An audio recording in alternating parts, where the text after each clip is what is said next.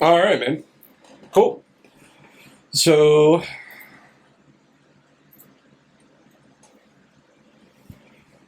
we are here today with congressional candidate Sass, right, out of Austin, Texas, right?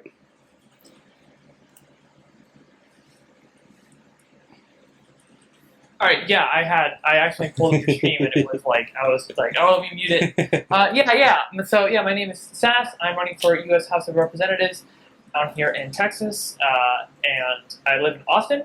There's going to be a brand new district this year, or sorry, there's a redistricting this year. There will likely be a brand new district near where I live, and I will likely run on whatever that new district is. So that's super cool. No incumbent. Awesome. And then you are running as a independent, correct? I haven't actually declared my party affiliation yet, so No. a couple things. So, like I said, number one, I don't have a district yet, so there's a lot of information that I don't have that I need, because I'm running to win, and that makes a difference. But also, my platform does not cleanly align with any existing party. So, when I do make that decision, it's going to be a strategic decision, but it's not going to change my focus and my messaging on solutions that include all people. Okay. Perfect. So I guess we're talking, like you mentioned, you brought up solutions. What would you identify as like the major issues right now that in our country that you would like to see solved? So, yeah, my platform is a lot about like core fundamental mechanics that are blocking us from making the progress that we want to make. So the 4 pillars of my platform are universal basic income, voting method reform, government accountability, and directly addressing division. Okay, sweet. So if you want, we can go through those like one by one, so we can go into like a little bit more depth. When it comes to UBI, like when I was looking up on your website, it seems to be very similar to like the Yang version of UBI, right? Mm-hmm. Now, like for me, right, and like I guess my stance on UBI is, with the way the current economy is, right, since COVID happened and the government had the basically some form of UBI in a way with some stimulus checks and then the unemployment insurance, which is just extra money coming for the people who are unemployed. It's conditional money, but yes, extra money. So, do you think that, like, I guess it's not exactly parallel, but at the same time, I feel it did incentivize people to not necessarily want to join the workforce with the economy, growing as it currently is, right? As far as the job market goes, but those jobs aren't necessarily being filled, because they're still getting that, either unemployment insurance or they're still living off the stimulus checks. Now, do you think that that could be an issue that rises from UBI, or, how would you tackle that issue? So, I thought the whole point was we were trying to pay people to stay home to produce safety. That's what it was, but that's what New Zealand did. And New Zealand got rid of the virus.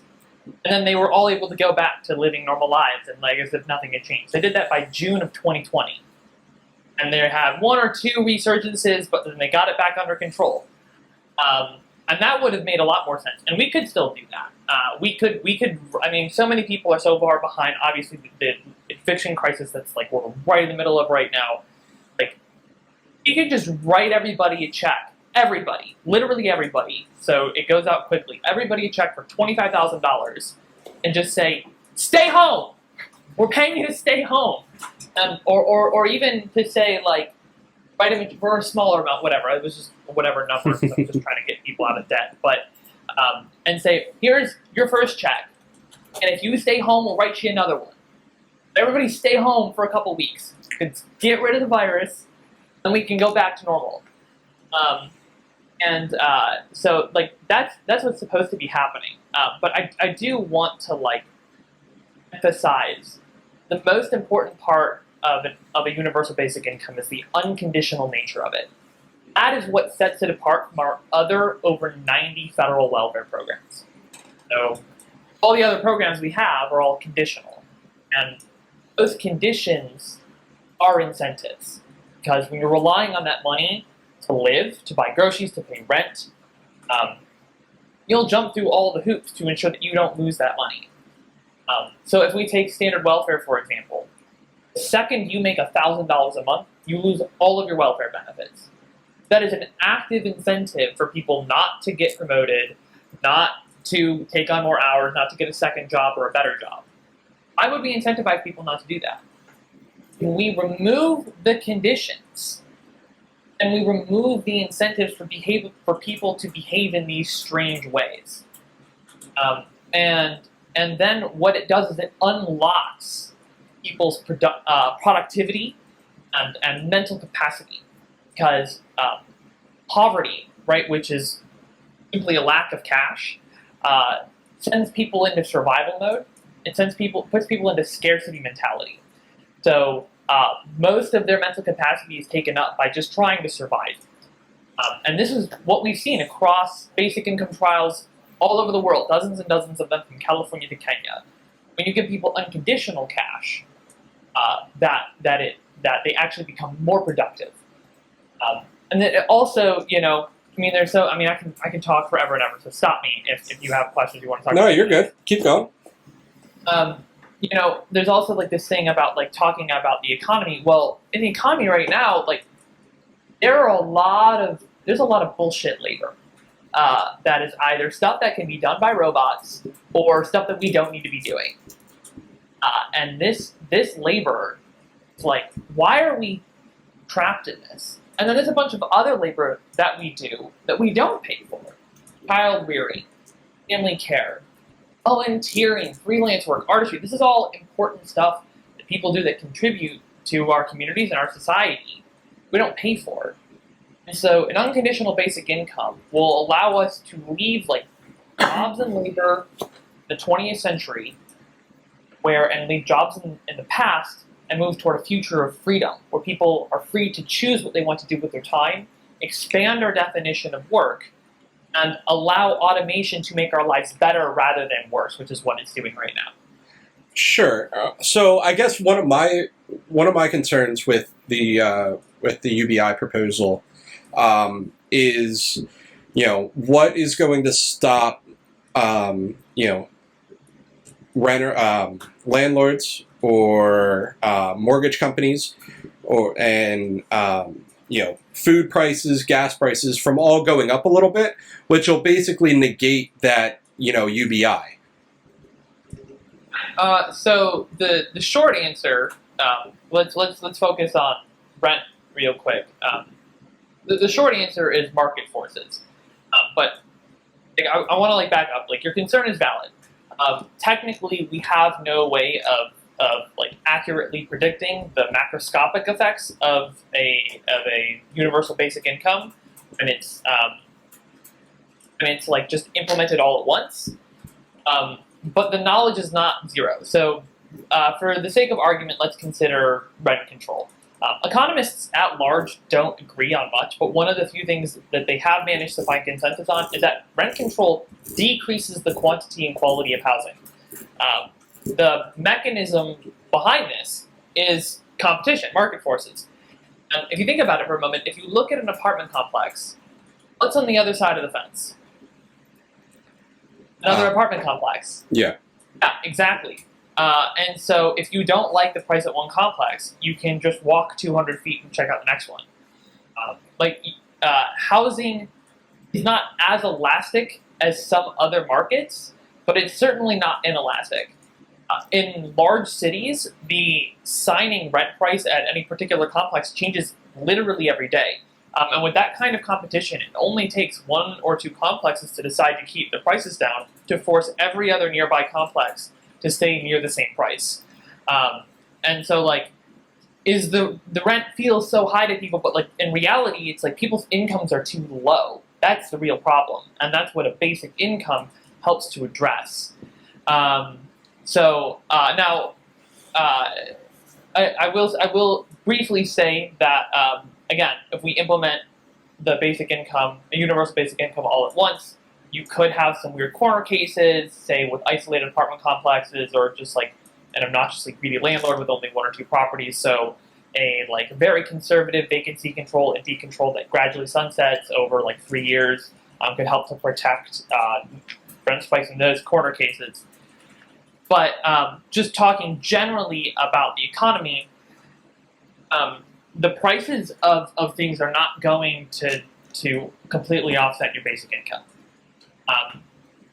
That doesn't really like even make sense. Again, because of market forces, right? You look at things like basic needs, like people aren't going. There's not going to be like a doubling of the amount of groceries that people are buying. Like it'll go up a little bit, but it's not gonna kill our food supply chain. Did you want to say something? Yeah. So, well, I guess like on that, right? Like these larger companies, right? Such like as far as like groceries go, right? They're pretty large companies, and they're trying to make as much profit as possible, right? So what would stop them from raising the prices of, let's say, all their food by $1, right? If they raise their prices, like every single item in a store, right, by $1, they're going to maximize profits, but they're also like they don't care about you and me and every little individual person. So while I feel like some local UBI has actually shown to be, like have really good intentions, right? Like really good results. I feel like on a national scale, these larger companies that are national will take advantage of, let's say, the little guy like you and me. So I guess like in your proposal for UBI, like would you put in restrictions as far as like price gouging and whatnot for groceries? And like I would generally say, like there are definitely ways that price gouging can be expanded, but I really don't see it as a concern. Groceries specifically have shown to be some of the most have shown to be incredibly inelastic compared to other parts of the market. Right? If we look at like used cars right now, like that is incredibly elastic, and so like I really don't see that being a concern, especially because it's more about basic necessities. And also, we're not increasing the supply of money in the economy. We're just facilitating the cyclical flow of money through the economy. So we're talking about the VAT, which mostly hits these tech corporations that already have trillions of dollars locked up, just like trading information with each other, not actually producing anything useful, putting it into the hands of consumers who then do what? They spend money, which you ask any economist, what's the most effective way to a healthy economy is to increase spending. And then eventually that trickles up. You bring it back down. And the other thing too that I want to talk about too is like, really what you're hitting on is inflation. But inflation is conditional upon a couple things. So yes, the supply of money in the economy, but it's also conditional on something called capacity utilization. Capacity utilization is pretty simple. It's just percentage of all the stuff that there is available to buy that we're actually buying. So back when we started recording this at the end of the 60s, we were above 90%. We were at like 90-95% capacity utilization. In April of 2020, we dipped all the way down to 65%. Right now, we're hovering around 75%. The reason that people aren't spending money is because they don't have money. And if you put money directly into the hands of people, what you actually see, instead of an increase in inflation, is an increase in capacity utilization.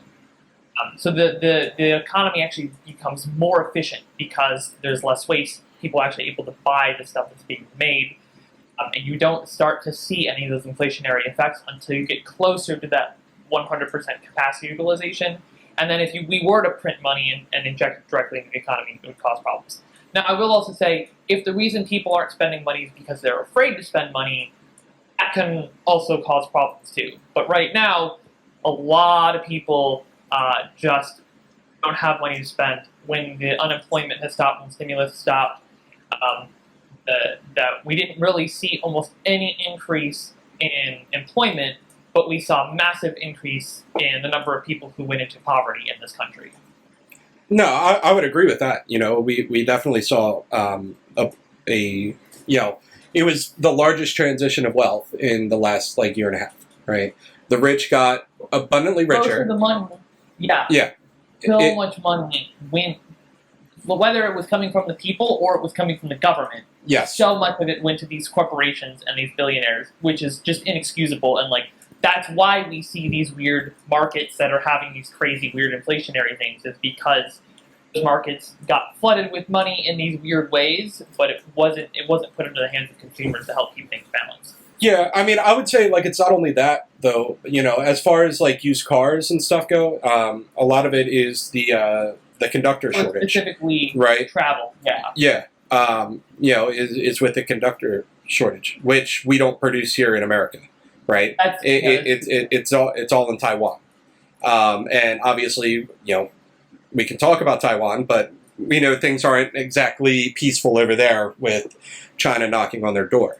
So, I think one thing that, as far as the right things, we need to bring at least some of the manufacturing back to America and become more self-sustaining instead of relying on other countries to produce all these goods for us, that are, needed for our current quality of life, because if all of a sudden China takes over Taiwan and stops trading those conductors with us, we're pretty well fucked for a little while, Yeah, for sure. I agree with you on that. It's we saw how messed up our supply chain got with the how we ended up with too many shipping crates, shipping containers, and all that on the West Coast. It was a mess.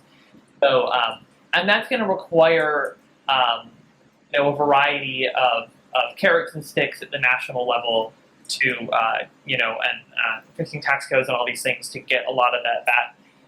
For these kind of big complex industries like semiconductor manufacturing, you're not going to have a mom and pop shop that's doing that, and that is going to require the government to say no, we need to secure our supply chain, pharmaceuticals and stuff. We need stuff to be made here, and getting that back here. But there's also a variety of things that are entrepreneurship is at an all-time low, and because people don't have capital, so a universal basic income can also help to spur innovation, ground up innovation, and starting businesses at the bottom end.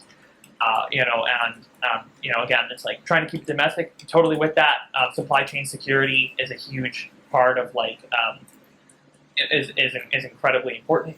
But that kind of leads into my other thing, which is okay, how do we get the federal government to actually implement these carrots and sticks, these incentives, economic incentives, to get supply chain moved back to be domestic again? And that goes into some of my other points about government accountability and voting method reform. Okay. I guess last thing on UBI is, how would you propose that we pay for the UBI? Yeah, so it is based off Andrew Yang's. The primary funding mechanism is a value-added tax, which over 150 countries have, and the reason they use it is because it works.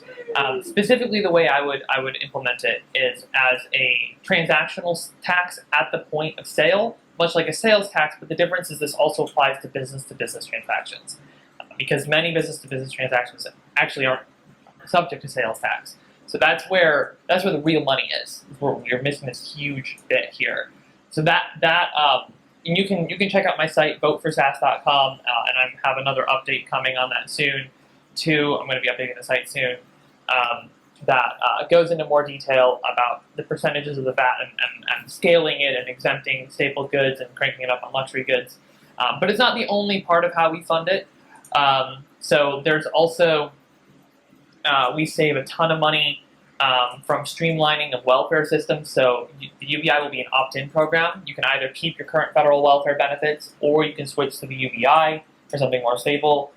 UBI does stack with Social Security and a couple other specific programs like Veterans Disability. But for the most part, yeah, to keep what you have. I don't want to force people to do anything, or you can choose to go with something more stable. Save hundreds of billions from decreases in spending on like healthcare, incarceration, homelessness services, and much more is just having as a result of just having a healthier, wealthier populace. But we can also secure additional funding through eliminating the Social Security taxable earnings cap, implementing a securities transaction tax, eliminating subsidies for the fossil fuel industry, ending the favorable tax treatment for carried gains and capital interest, fully funding the IRS, and eliminating waste in the Department of Defense primarily by cutting out unnecessary military contractors. And that actually ends up overfunding the program the way that I have it built out, and that's intentional because we live in the real world and we don't get everything that we ask for. So I'm going in with lots of aspirations, making it big, knowing that I'm going to get cut down and stuff's going to get eliminated, and I'm not going to get everything I'm looking for. Yeah. You're going in with the big ask, and you'll be able to settle probably somewhere in the middle. And that will be fantastic. So I guess like along like your tax structure, right? Like why would you implement this new tax where like one thing you could do is just expand, sales tax to company to company. Sales tax is handled at the state level, so I can't tell states what to do. Okay, yeah. So you want to federalize the tax system, right? As far as sales tax goes. No, it would be a new tax. So this is like specifically federal, right? And so states can do whatever they want with sales tax. I'm not touching that. And this is absolutely a new tax. I don't want to pretend that it's somehow not. But for the thing that's important to keep in mind is like you're also bringing in this basic income at the same time. And if you're spending right now less than $10,000 a month, then you're going to have net benefit from this program. So like you're going to have this extra tax on some things that will increase prices on some things more than others. Like I said, diapers, groceries, used clothing, we're going to exempt that stuff. And that will be, your basic income will much more than offset that. But if you're super duper wealthy and you're spending $1 million a month, yeah, I'm still going to send you this basic income just because it's just administratively way easier to just say it's unconditional than to waste it on bureaucracy. But we're going to get way more back from you on how much you spend. And this also, one of the things I really like about this, like you probably heard some people really complain about the existence of an income tax. I'm generally more of a fan of consumption taxes because then you get to decide how much you pay in taxes based on how much money you spend and what you spend it on. But wouldn't that go directly against what you want? You want more people spending money, right, to help stimulate the economy. Whereas if you have a consumption tax, right, they're going to be more incentivized to hold on to their money, right? So wouldn't that kind of go against, the goal of more money flowing into the economy? Again, at the end of the day, you have to look at like money in versus money out because that's how people think. People think, how much money do I have coming in every month? How much can I spend? If they're bringing in, if they have a net gain on their income, this is what it would be for the vast majority of people, then you're going to see more spending in the vast majority of the economy. And then, so that's really what it comes down to.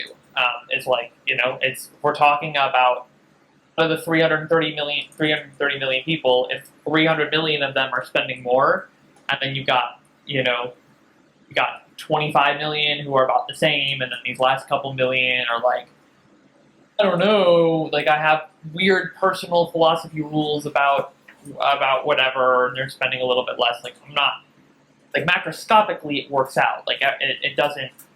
You end up seeing this net benefit. Okay, cool. Well, and your next pillar was it government accountability or voting rights? It doesn't matter what order they're in. Okay.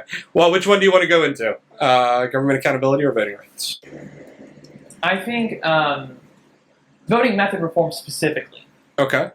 So this is very, very specific, the thing that I'm talking about. So The way that people in power are selected is the most consequential thing of how a country operates, right? So in the United States and in many other wealthy democratic nations, we choose government officials through a process, a voting method called choose one voting, which is exactly what you're familiar with, where you get to make one mark per race on your ballot in an election to elect one representative to represent you per race. The problem is choose one voting is one of the worst voting methods ever invented. It's really, really terrible. It systematically polarizes people, reinforcing this toxic idea that we can only support one set of ideas or one person at a time. And it feeds our tribalistic instincts rather than our communal instincts.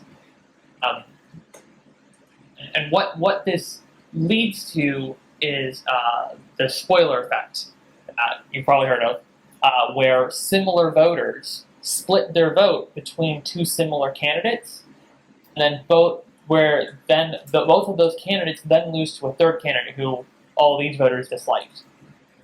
And that leads to the lesser evil voting that we hear about all the time. So this is problematic, right? This always inevitably trends toward a two-party system. It's unavoidable. It's the math of the method, not a vice of the voters. Fortunately, there are dozens of different voting methods to choose from. One of the blessings of modern voting science is it has really whittled it down to two primary recommendations for the United States right now, and those are star voting and approval voting. You heard of either of those? Actually, I haven't. But from what it sounds like that you're describing so far, that you would be looking for is similar to like ranked choice voting. No, ranked choice voting, which is actually a misnomer. It's really called instant runoff voting, and unfortunately, that is indicative of pretty much everything about that voting method. That voting method does not eliminate the spoiler effect. It still trends toward a two-party system over time. It only provides an illusion of choice, and it's incredibly problematic, and we can dive deeper into it if you want, but that method that's spreading throughout the US, which, by the way, isn't actually nearly as successful as you think. It has an implementation success rate of about 45%. Well, yeah, I mean, just look at the New York City mayoral race, right? That thing was a shit show because of the ranked choice voting. Instant runoff voting, pretty uniquely among single winner systems, requires tabulation to be centralized to a single point of failure, unlike our current method and most other single winner methods. And what was the single point of failure in this case? Board of Elections that has a history of failure. A huge election security issue. For me, that alone makes it a non-starter. But it also won't help us to get out of the duopoly either, and it has all sorts of other problems. But star voting, I like to describe as the ultimate culmination of modern voting science. So, it was invented in Oregon in 2014. STAR is an acronym. It stands for Score, Then Automatic Runoff. So how it works, well, that's exactly how it works, actually. So you score all the candidates on your ballot from 0 to 5 stars, and then we add up all the scores across all the ballots for all the candidates. The two candidates with the highest scores become finalists who move on to the automatic runoff. Whichever of those two finalists you scored higher on your ballot, that finalist gets your one full vote. Whichever finalist gets the most votes wins. This produces astoundingly accurate results for all sorts of wonderful mathematical, scientific, and simulation reasons. I'm not going to get into right now, but I highly recommend that people do on their own time. You can go to starvoting.us. You can find all the science, Equal Vote Coalition, all this. And it's a really, really great method. Of course, we always have to think about implementing it in the real world. And this is a ground-up change, by the way, much like marijuana legalization, marriage equality, and a small jurisdiction that doesn't have a lot of money to spend on ballot redesign or retraining poll workers or doing some big voter education campaign. Star voting can be a bit of a hard sell, which is why I also advocate for approval voting. Now, before I talk about that, does star voting at least make some sense? Yeah, no, it definitely makes sense. So if you just want to keep going, and then at the end, after you kind of do like the what you're looking for, I'll offer you some questions from the right, basically, of like concerns that like I might have. Approval voting is comically simple. It is changing the instructions on the ballot from choose one to choose one or more. So instead of bubbling in next to one candidate, you bubble in next to as many candidates as you like, or all the candidates you approve of. And then tallying is exactly what you're familiar with. You just count up all the votes or all the approvals, and whoever gets the most approved wins. This also produces really great results. They're not quite as dead-on accurate as star voting is, but approval voting is about power and simplicity, right? Bang for the buck. I like to describe approval voting as the highest and fastest return on investment for any voting method shift from choose one voting in the United States right now. So it requires zero change to electoral infrastructure, which makes it a viable sell for small jurisdictions. And it's just highly compatible with existing election codes around the country. Now, I will also say that there are also election codes where star voting can eliminate an election where approval voting cannot, which gives a big economic edge to the fight for star voting. And we found that has been really, really effective at making these kinds of changes in local jurisdictions.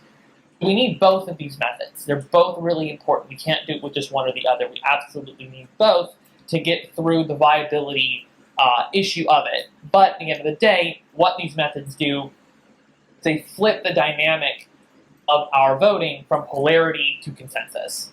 So rather than being divided, it's about, okay, let's work together and find the best candidates and the best solutions to make the most people the happiest as possible. And what it comes down to is just increasing the power of the vote. Right now, with choose one voting, your vote is limited in that exact way. You can only express preference for one. But by allowing you to express an independent levels of support for each candidate, then that allows your vote to become much more powerful, which helps to hold our government officials much more accountable and elect better candidates in the first place. Awesome. Cool. So we have a question from Jay Freak. If one of these methods was used, would you ensure that the ultimate winner of the election was the person that won the majority of the total votes cast? It would be possible that the runner-up become the winner due to downstream votes. Yeah, so let's talk. So voting science is incredibly unintuitive. Everything about it is unintuitive. And one of the biggest things to get over is the idea that democracy is majority. It's not true. Democracy is mostly utility with a little bit it's mostly consensus with a little bit of majority mixed in to get the most accurate. And that's what star voting is. So star voting, what we describe as utility, is this score voting thing where each candidate gets an independent level of support, independent of other candidates. And it doesn't matter how you mark one candidate, you can mark it the other however you like. And so that's utility. Now, if you have just a pure utility method, and approval voting technically is one of those. You're rating on a scale of 0 to 1, but we simplify it for the ballot. So if you were to have 0 to 10 or whatever, you would have a what we call a center expansion effect that trends toward the middle a little bit too much, and you have a bit of distortion there. But if you have this pure majoritarian voting, that's how you end up with this splitting. And one of the other things I want to emphasize is that there is no voting method, none at all, that can guarantee a majority in a single election with 3 or more candidates. It's impossible. And anybody who tells you that their voting method can is lying to you. And so people will be like, oh, but ranked choice voting does that. Actually, ranked choice voting does that by literally throwing out ballots and ignoring them. So, for example, in this New York race, they were like, oh yeah, Eric Adams won with 50.5% of the vote. Yeah, but they threw out tens of thousands of ballots of people who didn't rank either Garcia or Eric Adams. If you actually look at the ballots cast, Eric Adams only got voted in by 43% of the vote. oh no, 43%, but they're calling 43% a majority. 43% is not a majority. And so this is a really important thing to understand, that like it's not about majority, it's about picking the candidate closest to the center of public opinion, which is non-trivial. That's a hard thing to do, and that's what the entire field of voting science is about.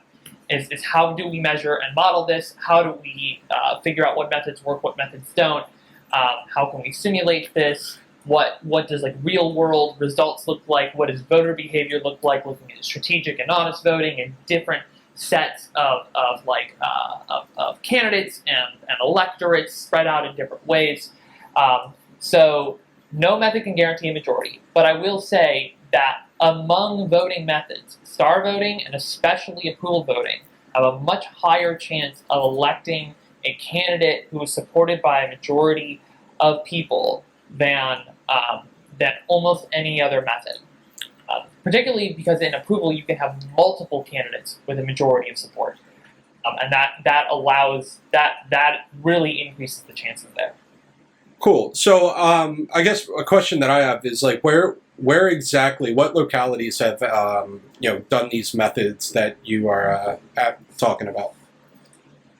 So Fargo, North Dakota, and St. Louis, Missouri have both implemented approval voting and used them in elections with great success, entirely uneventful, which is why you haven't heard of it. There was no crazy thing. Like with New York, it was a mess, and that's why you heard about it. I mean, it was also New York, but so these were incredibly simple. People loved it. They passed by supermajorities in both jurisdictions. So Fargo, North Dakota was the first campaign that the Center for Election Science ran. It passed with 64% to be implemented, be adopted technically, and then in St. Louis was their second campaign, and it was adopted with 68% of the vote, which was incredible. There are more campaigns being lined up. Star voting is in legal litigation right now. They got enough petition signatures to get it on the ballot, but it got shot down because they found like there was like this challenge on 9 signatures, which so they then went and got affidavits from all 9 of those people saying, no, this really is my signature. And they didn't get it on the ballot in time, but they're suing because it's like, no, you're reading the legal code wrong, and COVID has delayed everything. But like telling you star voting is on like the verge of getting implemented. I want to say in Eugene County. Yeah, that sounds right. It's somewhere in the Portland or Eugene area. And so we're working real hard right now to get star voting implemented. And that's specifically for governmental elections. There are a variety of parties that already use it for primaries or delegate selection. There are a ton of organizations that are using it internally. The amount of momentum and spread that star voting has had, only being around for 7 years, is actually pretty incredible, especially since the organization supporting it didn't really start up until almost 2017. Yeah. Another question from Jay Freak. Wouldn't you expect people to vote 5 for your candidate and 1 for everyone else? Like, why or why not? Like, what would prevent people from doing that? The automatic runoff is the short answer. I mean, there are other reasons that you wouldn't do that either, but that is the biggest reason. So in the automatic runoff, your 1 full vote goes to whichever finalist you prefer. If you score both of those finalists the same, your vote ends up as a no preference vote. So it is best for you as an individual voter to draw distinctions between as many pairs of candidates as possible. So if there are 6 candidates, well, guess what? There's 6 different levels on there, and you'd be best off doing 5 stars to your favorite, 4 to your second, 3, 2, 1, 0. But it's flexible enough that if you really don't want to do that, you don't have to. Or if you do want to say, you know what, if it does come down to these 2 candidates, I really genuinely don't have a preference, so I am going to score them the same. I mean, you can express however you want, but it is in your best interest as an individual voter to vote both honestly and expressively and utilize the full range of that ballot. Okay. I guess my question for you is like, you're advocating for this on a federal level, correct? No, I'm advocating for this as with ground up change. I do not trust Congress to do this. Okay. Decentralized nature of our electoral system is incredibly important to its robustness and its security. So this is something I'm actually currently working with the Center for Election Science to bring approval voting to Austin. It won't affect my election, unfortunately. But no, this is very much just like getting on my soapbox and being like, guys, you want to make things happen, this is the ground level work you got to do. Okay. So you'd like to see this be adopted in more localities, but like as far as like if you get elected into Congress, right? This isn't something that you would propose on a federal level, right? No, not at all. I might maybe try to sneak some like funds in, like provisions for supporting these are both cardinal methods is a technical term. I might try to sneak some in to like support localities that want to try out cardinal methods to get some federal funds, but that's not even like not top of mind. Because the most expensive part is voter education, and that's pretty much handled by these organizations, the Equal Vote Coalition and the Center for Election Science. Okay. So it's more about advocacy and leveraging that national platform and just educating people to better understand these different voting methods. Yeah. Okay, that's interesting. You know, like I would definitely be very interested to see like how it plays out in localities, like across, like as it becomes more adopted and more popular. You know, like for me personally, like I wouldn't necessarily be against it, but I would be against it on a federal level. You know what I mean? So like the way people need to feel and understand and appreciate this, they need to like it. I don't want to force it on everybody all at once. That's not a smart move. That this needs to be a ground up change. Absolutely. Yeah. No, 100%. So, you know, I find it very interesting. Like, I can't sit here and say, like, I love the idea or I hate the idea because, like, to be honest, I don't know much about it. But, like, it's very interesting and I would like to see it play out, you know, as long as it's not coming at a federal level. So, which we agree on, which is awesome. You know, like, I guess we can move on to the next point, which is the, you know, holding government accountable, right? Now, like, how would you go about legislatively doing that? This is not legislative at all. This is another thing. This is zero legislation. So voting method reform is like ground level legislation. This is 0% legislation in any capacity. Zero involvement from the government. Transparency is irrelevant without accountability, and vice versa. I don't believe that our government is all that transparent, but we know that it's not accountable because when the emails do leak or the recordings do come out, nothing changes. And so accountability needs to come from outside of the entity being held accountable. In this case, it needs to come from the people. So kind of my idea I'm doing is I'm building a public platform where, kind of like a social media thing, where constituents in my district can log on, verify their residency, and they can talk about local politics and do a whole variety of things. But the main feature is that every time I vote on a piece of legislation, they'll be able to approve or disapprove of my vote on that piece of legislation. So they'll be able to see the legislation, like a summary of it or a plain English translation of it, some education about it, why I voted the way I voted, but then I will have a public scorecard of how representative I am of my district. The really cool part is this is going to be open source. So once we work out the bugs and kinks on me, this can be applied to every elected representative in the country without their consent. And we can take this further. We can implement really cool ideas like proxy voting to allow people to choose somebody else to vote on their behalf on certain topics. Always, of course, they can rescind it at any time. They can retroactively change their vote. But if we leverage kind of what we've learned from social media and mobile games, we can get people very almost addicted to making the world a better place, or addicted to being like active and involved, rather than being addicted to profit-driven media that just tries to make people angry, which we'll get into. And we can make it much more accessible. We can get the information to people, and it's just about like you're going to the polls and you want to know whether or not you should vote for your incumbent. Well, here's the scorecard of your incumbent based on your votes and what you like and don't like. And oh, looks like they're only 39% representative of you. Maybe you shouldn't vote for your incumbent this time around. And so I think this is a really cool way to actually create a continuous public feedback loop, which we don't have. Right? We've got emails and phone calls, which can be ignored because of these private channels. We have what was I going to say? We have like polling, but that's very generalized, very sparse. It misses a lot of people. And then elections every 2, 4, 6 years, but they're in these rat races that are mired in money and all this crap.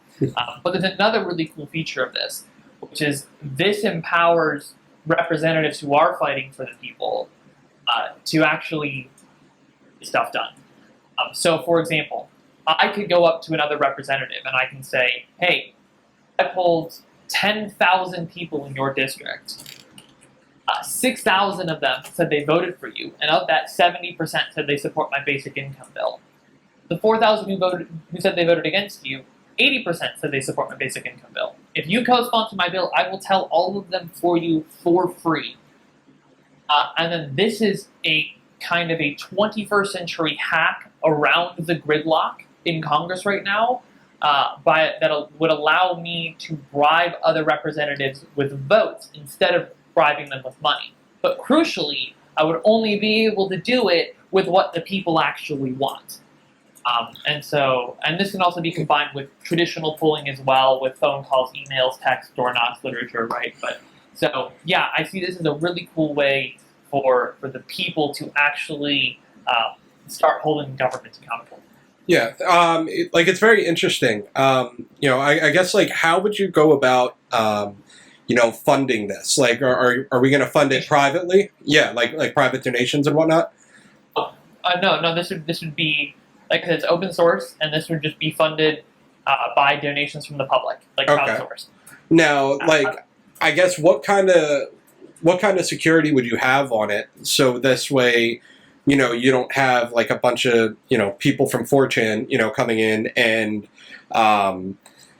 saying they're in this district and this is how they feel, or how would you go about securing that up? Residency verification is a thing that we can do. There's a website. You go to democracy.space. This is an existing open source project that uses residency verification they have they're using proxy voting and trying to get representatives hooked into it. And so there are already projects that have different forms of residency verification, and we could have several layers of it, and we could say, okay, the more you've verified the more of these steps that you have gone through, the more valid your vote will be, or whatever it is, or there will be separation of here's the numbers with everybody involved, but if we take out the people who haven't verified their residency, here's what it actually is, or whatever. And so you can have all these different metrics, right? All the information is there. We're not limiting anything from anybody. I actually want to use blockchain to store all of this data, so it's all going to be public and trustless.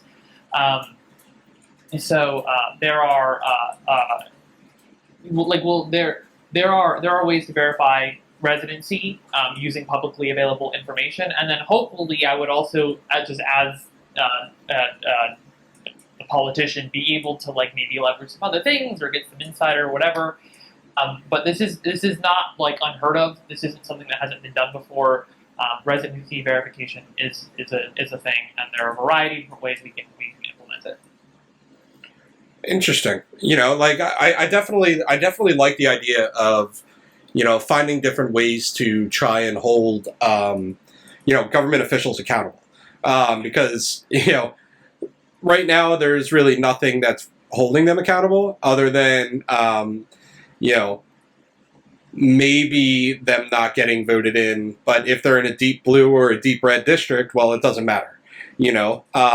So this would be an interesting way. I don't know if it would work, but I think it's great to educate more people, in regards to what their local politician is actually voting on, my local politician, like, I have to go to his website and see if he voted yes or no on everything, which you can see, but it's still like you're not. Yeah, it's a pain in the ass. Is really what it is.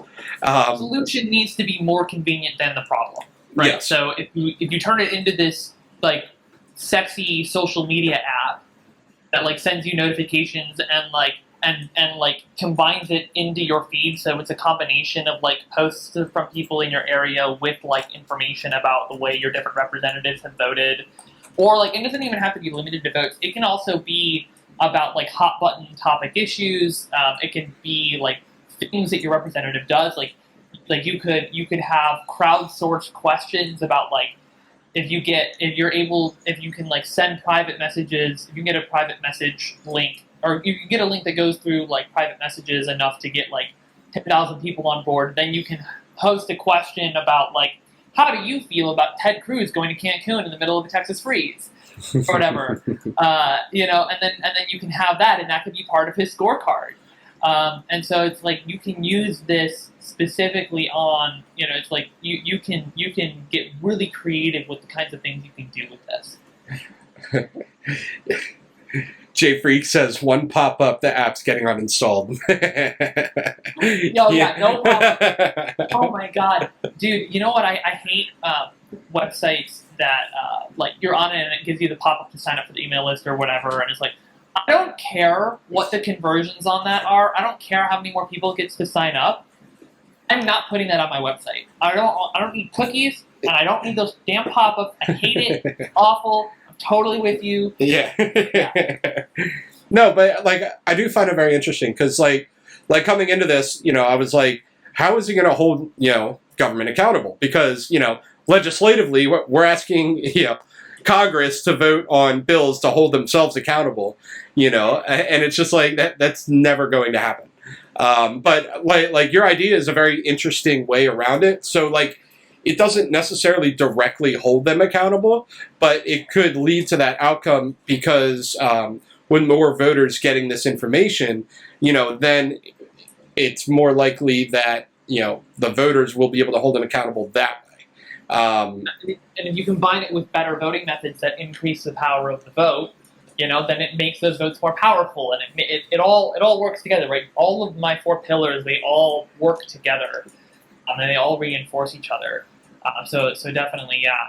And it's also one of the other things too about it is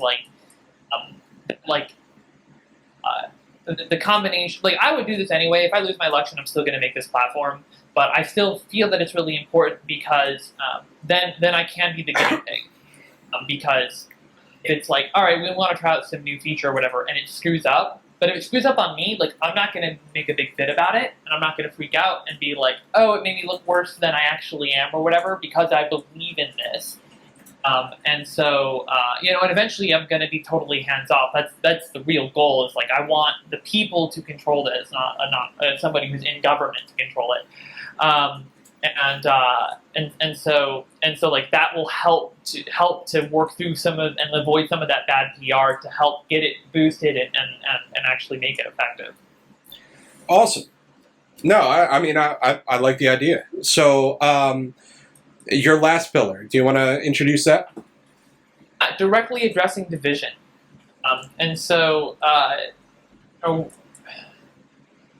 division. I mean, like I'm pretty generalized here, right? So it starts with political division, which I've kind of talked about already a little bit, but it expands into like people not being able to talk to their friends and family anymore because of it's just. Let me back up. This one just kind of gets me because I've heard so many personal stories about it. But one of the things I say is diversity without division, right? So diversity is I believe diversity is the greatest strength of the U.S. and division is our greatest weakness. I believe we can preserve the former while working to eliminate the latter. Division is crippling our country, but it doesn't feel like anybody's really addressing it. People are just saying it.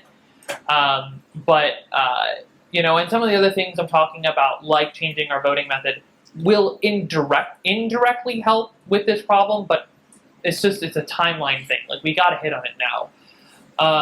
And so I have some both legislative approaches and something I want to do outside of legislation as well. But I'll start with legislative. Our media, from Fox to Facebook, is not incentivized to spread information. They're incentivized to make money. And so these media companies have found that the best way to make money is to spread misinformation and lies and propaganda to divide people into echo chambers by getting us angry at each other.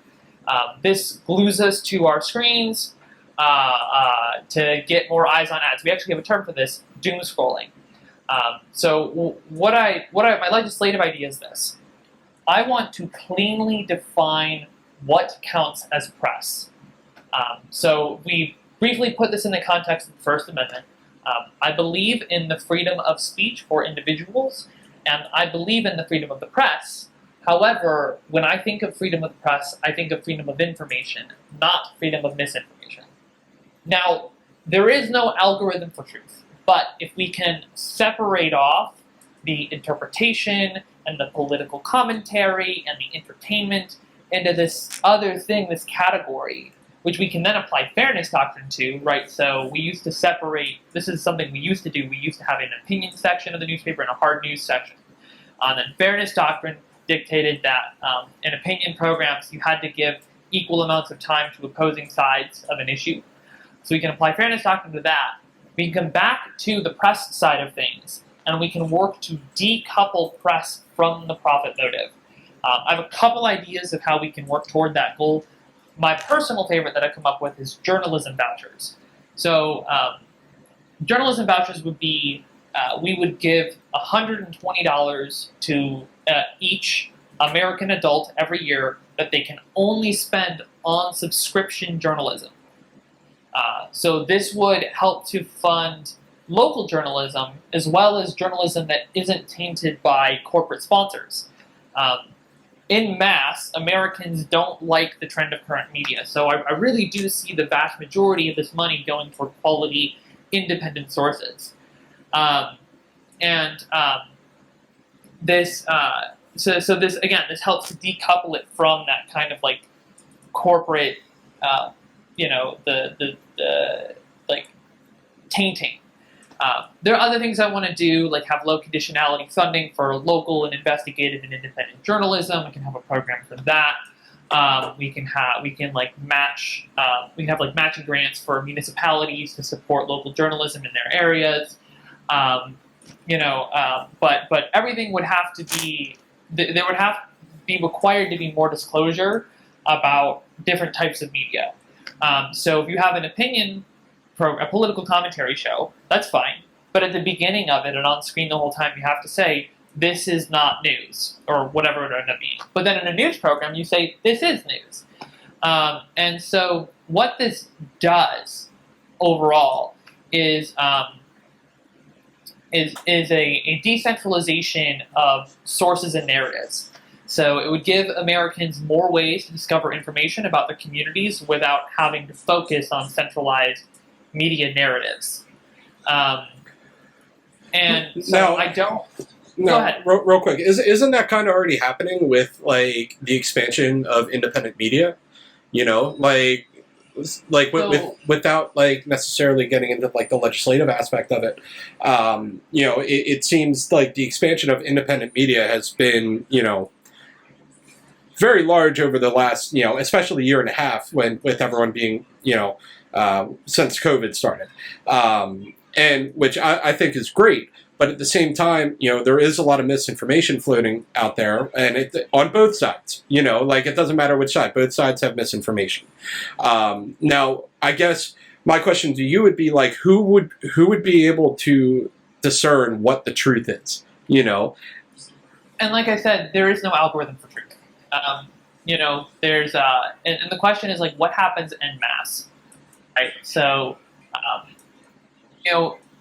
have you seen Crystal Ball and Sagar and Jetty? And I love what they're doing right now. How they've gone to a totally subscriber model, and they're totally detached from everything else, and it's allowing them to just do the full-on journalism. I love that. And so people crave that kind of journalism all across the country. I think one of the things that those of us who are very political, I think we tend to forget the people who aren't, which is actually like the majority of the country is not nearly as political as we are. And they want media that is less divisive. They're sick of the screaming matches, and I'm going to talk about this a little bit more in a minute. And people who would love to support local journalism and these kind of independent sources, and to say and would want to support something that is not so that doesn't just make them angry all the time. And so I think in mass we would see a boom in what I would say quality journalism is. I'm kind of trusting the people on this. You could say that if you want to get to qualify to be a journalist who can get these vouchers, then you're not allowed to make any profit on your journalism, so you can't put any ads on it or something. I have mixed feelings about that, but like I'm willing to discuss the concept. At least, I shouldn't be the only person working on this kind of stuff. These need to be big conversations. You could try to set some kind of bar, but now you're getting into the problem of like, okay, well, who sets the bar? Mm-hmm. Like, is it going to be government controlled instead of corporate controlled? And who really controls the government? Isn't it the corporations that control the government? Right? It's like you start to get into this like loop of like, really at the end of the day is like, what's the best way to ensure that journalism is the best that it can be? Well, if your options are from the people, from the government, or from corporations, I think I'm going to pick the people.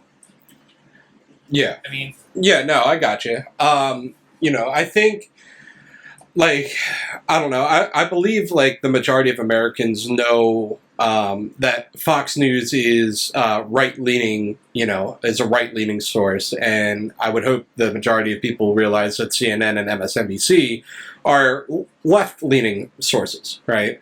I'm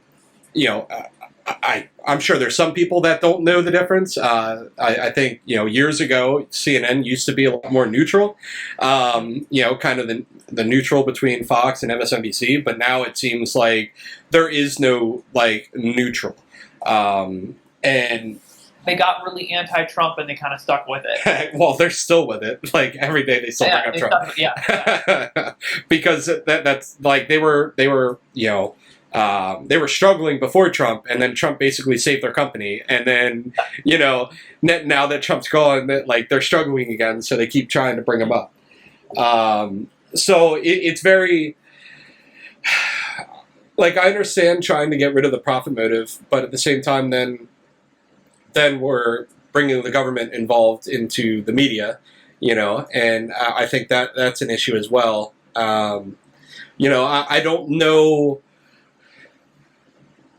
Like, I don't know how to necessarily solve this, Yeah, so... I agree with you that, like, the division and the misinformation on both sides are basically splitting this country in half. But, unfortunately, I feel like in media, like the saying goes, if it bleeds, it leads, right? So the more hyperbolic, the more, dramatic these stories are, the more money they're going to get. But at the same time, how do you take away that profit incentive? And then it's like, okay, well then who's left? Well, then it's people who do journalism because they want to do journalism, right? For that reason alone. And their goal is to make enough to live off of and be able to do the thing that they love, rather than having businesses with a profit motive. But again, like I said, I don't see it as the full solution. Like, I don't see this as the end-all be-all. But like, if we separate news and opinion, we apply fairness doctrine to opinion, we categorize all of this, and we implement these programs to decouple news from the profit motive, like, we can start to address some of this stuff. Now, of course, all of this so far has been legislative, and there's something I want to do outside of legislation. And please, help me with this because I've been struggling to make it happen. But one of the things I want to do about and beyond my campaign is every week just a live stream where I bring on someone who disagrees with me. Just talk. Just have a conversation. People are sick of the screaming matches on cable, which is why they don't watch cable anymore. They're craving this, right? They want to remember what it's like to talk to somebody they might not agree with, because people don't like losing family and friends over stupid identity politics and labels and terminology we don't even agree on anymore, like what it means. And so, I'm going to be, the media is going to want to put me in a box and get their sound bites, but I'm going to be adamant about saying, no, I'm focused on solutions that include all people and making the best decisions for today and for the foreseeable future. And so this is something, and I want to bring up people who are inflammatory. One-on-one conversations live. When we start, eventually I want to do it in person. That's the real way I want to do it. It's in person, but COVID, I'm vaccinated now, so whatever. But I want to find inflammatory people, sit down, have a one-on-one conversation live. We turn off the comments for ourselves, but the audience can talk to each other, because I want people to hear and see the inflammatory things, and then also see how, actually viscerally see how they can handle hearing those things and still manage to move forward with the conversation and actually start to address some of the more root misunderstandings and come to at least some kind of conclusion, if not necessarily an agreement. I'm sick of people talking about we gotta come together, but then turning around and doing more divisive stuff. I want to just show it. I'm sick of talking about it. I just want to do it, and I want to demonstrate it for people. Yeah. So, no, I actually agree with you 100%, in regards to trying to bring people together and try to have these conversations, which is actually the main premise of my channel, which is, I bring in people that I don't necessarily agree with, and we have conversations. Now, this is kind of something different. I've never had a congressional candidate on, so I'm not necessarily trying to push you too hard on these issues. Just trying to pick your brain and let you advertise yourself. Because they're. But I agree. We need to have these conversations in a very civil setting. As soon as a conversation goes down the name calling route, right? Basically calling someone a racist or a misogynist or whatever. The conversation's essentially over, and you're not going to find any common ground. And I've had a real issue with that. Since I did vote for Trump in 2020, and I made that very vocal. This was before I was streaming, but in my private setting, and I can't tell you how many times I got called racist, how many friends I lost, how many family members don't even want to talk to me anymore, but they just associate if you voted for Trump, you're XYZ. You're the worst person in the world. And it's well, while yes, he's done bad things, those bad things might not be the reason I'm voting for him. You know what I mean? So you don't, unless you're going to sit down and find out the reason why someone feels the way they do on certain issues, you're never going to be able to find that common ground. And, for me, I feel the country started to become divided back, during the Obama years is when it really started to become unglued. And then, Trump actually accelerated that, in a big way. Well, part of the reason is because, the media was very, very inflammatory about every little thing he did. And now it's even more divided, because now we have COVID that's dividing us too. Whereas, if you're unvaccinated, well, then you're killing, grandma, so it's with how divided we are, right? How would you go about, trying to bring us together, aside from having conversations like this, which are great, but, we need to get everybody on board with this. And, we have a lot of people. This is like what the platform is about, right? So this is like, all right, people are in economic disparity. That makes them more vulnerable to dangerous rhetoric because their minds are in this scarcity mentality mode. We have a voting method that has been systematically dividing us for centuries and making our politics more and more divisive, and it has reached a critical point, which is exasperated by the information age and representatives who don't know how to deal with it, and the merging of news and opinion, the elimination of fairness doctrine, the corruption of profit motives in our news. It's exasperated by a government that is not held account, that is not responsive to the needs and desires of the people, right? And then of course, you know, we have COVID on top of it, and social media, which, you know, like back when radio first became a thing, it was spreading. There were like national dialogues about like, okay, this is a new way of communication, and we need to like consider how this might affect us and try to, you know, address it and plan and prepare for it. And some decisions they made worked out really well, and some of them not so much. But at least they had that conversation. We never had that conversation about the internet or about social media, and we were experiencing the results of that. So it's about all of these things all together.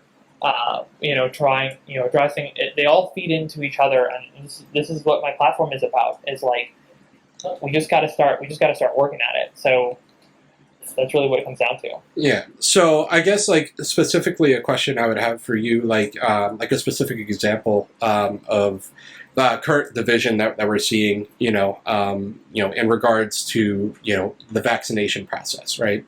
Like, how would you go about unifying the country, you know, whether, you know, just to be like, well, we're all our own people, and, you know, we should be allowed to make our own decisions, or would you be more on the side of like, hey, we need to mandate, you know, these vaccines? So it's always about like what works, what doesn't work. Okay. A vaccine mandate will not work in the U.S. right now. It won't. People are vaccine hesitant for a variety of reasons. People have struggled to make time, be able to get a day off of work, have to take care of their kids, get transportation. The government messaging has been terrible. I haven't been listening to the government. I haven't been paying attention to the government messaging, but I know that it's awful because it doesn't align with the messaging coming from the scientists who actually invented the damn vaccine. That's who I've been listening to, and everything's been pretty consistent so far. But the government, not so much. But again, it's about like we need to look at what are the reasons that people are vaccine hesitant, and because we all have these circles of trust and people we listen to, and and it's like, okay, well, if we actually want people to get vaccinated, we need to, each of us, find somebody one-on-one, have a conversation, and the first thing we need to do is shut the hell up. At least for me, like I'm very pro-vaccine. Let me say, I don't know about you. I'm super pro-vaccine. This booster shot nonsense is making me angry. High risk maybe, but low risk, no. Those vaccines should be going to other countries right now. So I'm a little bit upset about that. But the first 2 shots, yeah.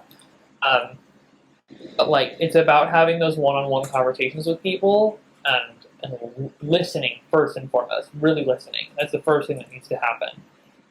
And then going from there and addressing those concerns. And it's like then maybe we might be able to make some progress, but as you highlighted earlier about, like you said, you were vocal that you voted for Trump, and people just wrote you off, friends and family. And it's like, well, you care more about just feeling good about yourself, or then keep doing that. If you actually want to get people vaccinated, then guess what? It's actually gonna require you to put in some effort, and that may include hearing things you don't want to hear. But that's part of the process. And also, I will say one more thing. Don't expect somebody else's perspective to change without also changing yours. No, I agree with that 100%. And, I've had many of back and forth. I don't know if you watched Independent Thoughts panel episodes at all, but we had like a very extensive conversation in regards to vaccines, right? And like me personally, like I'm very against a mandate, in regards to this vaccine. But I have my reasons. But constantly I'm being told that there's been a few times I've been told I'm a murderer, and I'm like, wait, like, how am I a murderer? And it's like, well, and that's not going to change my mind at all, The question I would ask of that person is, how is calling him a murderer going to lead him to getting a vaccine? Right? Exactly. So, I guess, like, I think a federal like vaccine mandate in regards to like the COVID vaccine, right, would just divide our country further rather than allowing. Yeah, it wouldn't work. Like there's like again like I like my concern is always like practical solutions. Like I don't even want to bother having an opinion on it because it's irrelevant. It wouldn't work anyway. It doesn't matter. Yeah. That's the way I see it. Yeah, no, I got you. Now, I guess, another question, like I'm trying to get into some like recent, events that happened just to kind of like pick your brain, see where you're at. Because everyone has, recency bias, like we all have memories of freaking goldfishes thanks to the internet. But like in regards to the whole Afghanistan situation, like that's a very hot button topic right now. And of course, just like everything else recently, people are taking, hard, like partisan sides, it seems like, one thing that has, kind of bothered me a lot is, I see like a bunch of people who voted for Trump, right, now like saying that we shouldn't have pulled out. And like that kind of pisses me off because that's actually one reason why I did vote for him back in 2016. And like I think it's very good that we did pull out. I think we should have done it a lot better, and I think Biden definitely deserves some criticism in the way we did. But I guess like how would you go about like handling that situation? Like what are your thoughts on it? Since I guess like when you are in Congress, like you would be dealing with like foreign policy and stuff too, right? I mean, I'll generally agree with you on that. That's like the specific recency point you made of like, like it could have been executed better, but like at the end of the day, glad we did it. Like that's where I'm at. And that's where most Americans are or were at some point. And then profit-driven media makes money of getting people angry, dividing them into echo chambers. Politicians get more donations when they can yell at the other side. And so that, some of that propaganda works and it gets into people's heads. That's just a result of all the things I've been talking about. It's like this is just one more thing along the chain of events that like is just being caused by mechanical failures that we can fix. So yeah, I mean, I'm definitely like, I think our military approach, like I think a lot of it comes down to military contractors making a lot of money off of us being in endless wars, as well as the fossil fuel industry. But so it's definitely want to stop wasting money on unnecessary military contractors. But I also think like you should shift the focus of our military from intervention, overseas intervention to domestic civil service. We have all this technology and equipment and people.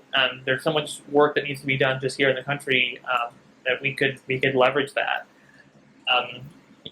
That's generally where I'm at. There are some places where we have troops stationed where it is better to have them there. Like you ask the people who live there, like how do you feel, and they'd be like, we're glad they're here. Feels like they're protecting us. And I don't want to stay there indefinitely, right? You want to work with the leaders of those nations, whoever they currently are, not implementing our own government, and that's ridiculous. Regime change is awful. And working together on solutions to try to get ourselves out of there sooner and allow them to handle things. But generally, like, the answer is a combination of like less militaristic intervention, wealthy nations incentivizing peace through a combination of carrots and sticks, mostly carrots, and then following through on that. So we could let's take Israel Palestine. Let's take Israel for a minute. We could say we could pull out of there largely suck in resources and say, all right, here on out, Israel and Palestine. These are and wealthy nations across the world get together. The UN put together a list of like, these are the peaceful things we want to see in your states. Like you're not necessarily related to borders or whatever, but just about the well-being of the people. That's what it's focused on. And if the well-being of the people measurably increases, and we notice it, like, here's a list of like rewards you can like negotiate for, and that will give you resources, whatever it is that you want. And if you continue with violence, like, here are things we'll do in response, whether it's some kinds of sanctions or reducing, what we buy, in terms of fossil fuels or whatever it may be. And so wealthy and powerful nations incentivize peace and follow through on those promises. We'll see a dramatic increase in peace. And that's what it comes down to. Is it's about incentives. Of course, that's going to require that those governments are responsive to the needs of people. Which, of course, like I said, right now, most countries, they're either using choose-one voting or they're using another voting method that trends toward a two-party system that is divisive and has what we call that center squeeze effect. And if those countries switch to consensus-building voting methods, this government accountability platform I talked about, like, this can be translated into other languages, it can go elsewhere. If we can get the wealthy nations of the world to respond to the people, then we can start to see these positive effects manifest. So that's very high level. Like, I get that. It's very soft and fuzzy. But philosophically, I think that is just kind of the direction that I would want to head. Yeah, so just to kind of like condense all that into like a little bit shorter form, right? Yeah, is like, so you would use the UN, right, to create a list of expectations or goals, right, for certain countries, and if you meet these goals, you get X, Y, Z, right? So you would create an incentive program through the UN, right? Yeah, it needs to be. It needs to be. It can't just be the U.S. It needs to be, U.S., Canada, Japan, New Zealand, Australia, European Union. China's got to start pulling some of it. I think too. Well, China needs to do a lot of things. So China needs to do a lot of things. Singapore, Taiwan, Hong Kong, depending on how angry China's going to get with us on that. I'm just whispering those words. But yeah, I mean, it's we need to get together and we need to work together and show that we are unified in making the world more peaceful and sharing those resources and what needs to happen and working together on that. And there's another thing too with nuclear proliferation that is huge.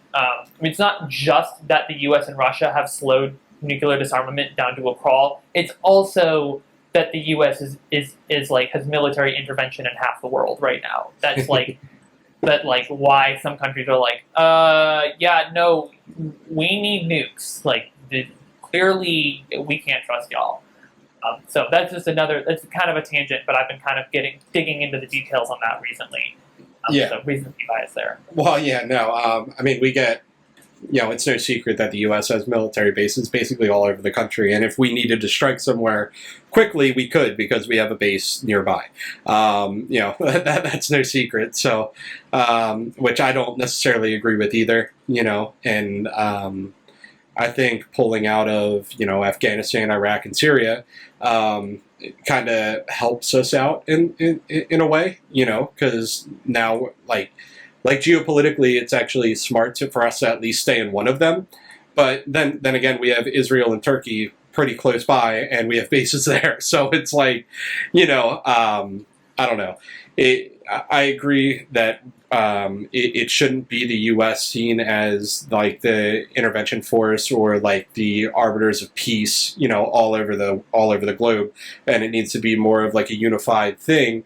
Now, like, I'm not fully educated like on the way the UN works, but is it basically? Probably it's not perfect. There are problems with the way the UN works. I will admit to that, but you can't really start over at this point. You kind of need to we would need to have reformers within the UN. Yeah. So I guess just a question, like a base level question, like for the UN, like is there like a U.S. representative in the UN? Right, that can kind of vote on have like the U.S. interests in the UN, basically spoken for, right, and like all the other countries that are part of it. So the UN is almost every single country. It's very close to it, and depending on how you define a country, and the U.S. is one of the founding five. I just want to make sure. I feel like I should know this. It's the United States, it's United Kingdom, it's France, Russia, and China? Is that right? China doesn't sound right. Here, let me type in 5. 5 permanent members. U.S., UK, France, Soviet Union, and China. Well, so now Russia and China. And so that is those are the 5 permanent members of the Security Council. So some things can't happen unless all 5 of those countries agree to it. Even if there's a majority, if every other country wants to do something and one of those 5 doesn't want to do it, then it doesn't happen, which is really frustrating. Because obviously, there's an accountability problem there. Now the UN, now if any of those 5 countries are doing something problematic, the UN can't do anything about it. So, but yeah, it's supposed to be an international coalition of every country to work on global issues. And like I said, there is problematic in a lot of ways. But yeah, I mean, they've done a lot of bad things. They've done a lot of good too. A lot of good has come from the existence of the UN. I would say net positive is my opinion. Yeah. No, I mean, I agree with you. Like in a bunch of these, global, alliance deals, and like there's corruption in NATO, there's corruption in the Paris Climate Agreement, there's corruption everywhere. It's just a matter of how much are we willing to tolerate, either we're paying too much money and another country's not paying enough, or they're not being held to the same standard that we are, and I guess, we can dive into the whole climate crisis that we have going on right now, right?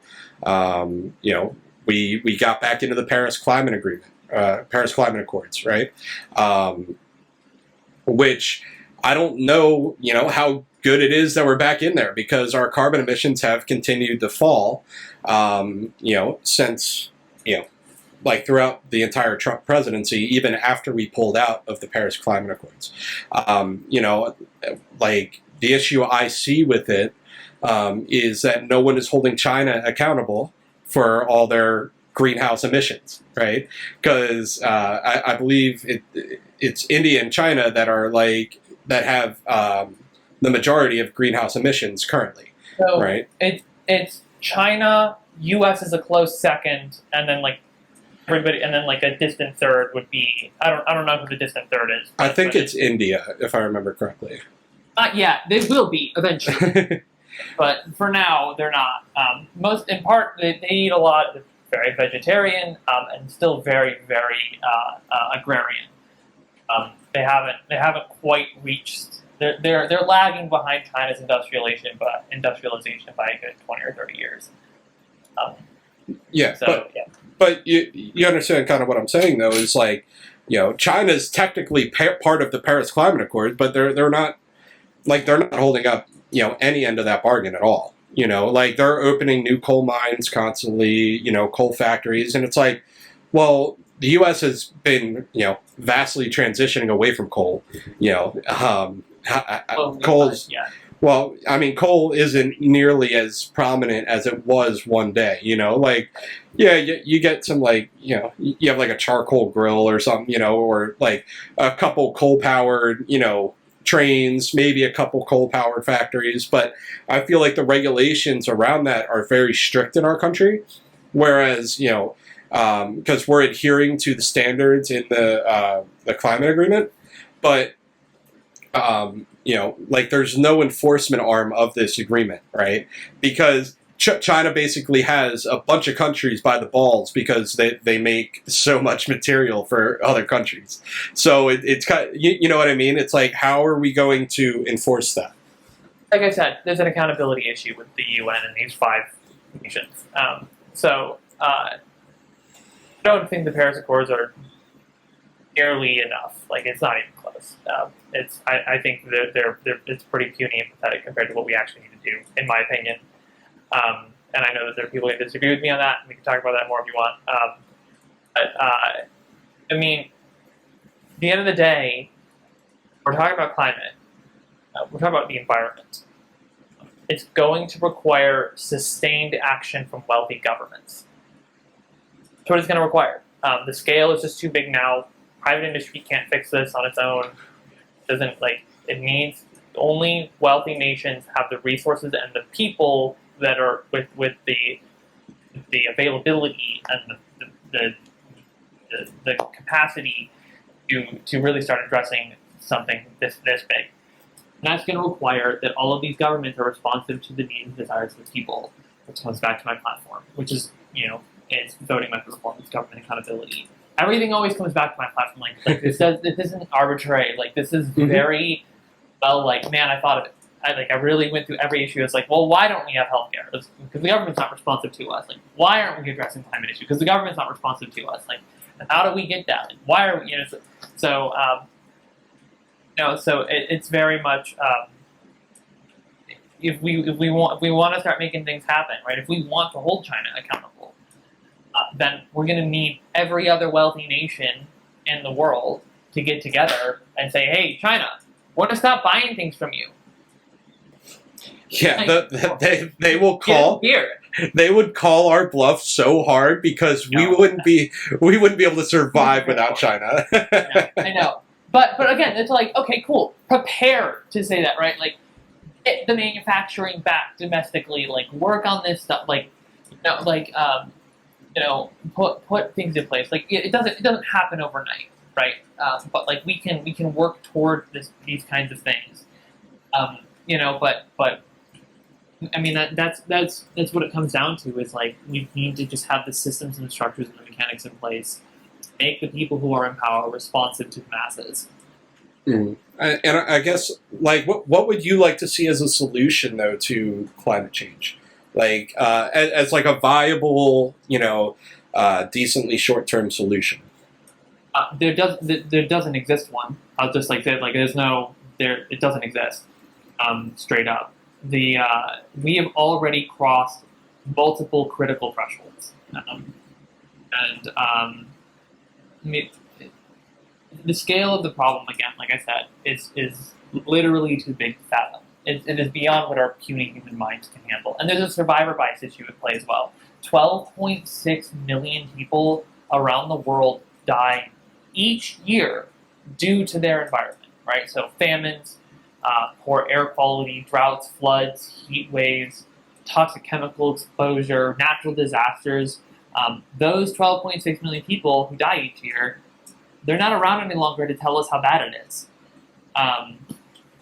The number one worst human activity, obviously, is extracting and combusting fossil fuels, which increases carbon levels in the atmosphere and oceans and just kind of the overall carbon cycle, and it's no longer at the balance that it was. It's been kind of hovering around 300 parts per million for a long time, and now we've spiked it to above 400, and it's now we're runaway effects. We are also destroying the planet through river pollution, deforestation, hyper-consumerism, reckless waste management, mass extinction, and so many other awful addictions. But and reversing all of this is going to require a huge amount of work. But the biggest thing is the carbon in the atmosphere and the oceans. And people talk about like carbon markets and like planting trees and all this stuff, and I am for all of that stuff. But at the end of the day, what we have done artificially to add carbon to this system is orders and orders of magnitude beyond what nature can handle and what nature can do or reverse. In order to get that carbon back out, that's going to require artificial means. We won't be able to do it all in natural ways. It's going to require artificial carbon capture and geologic sequestration, specifically. Not turning it all into plastic so enzymes can eat it and then turn it into carbon dioxide again.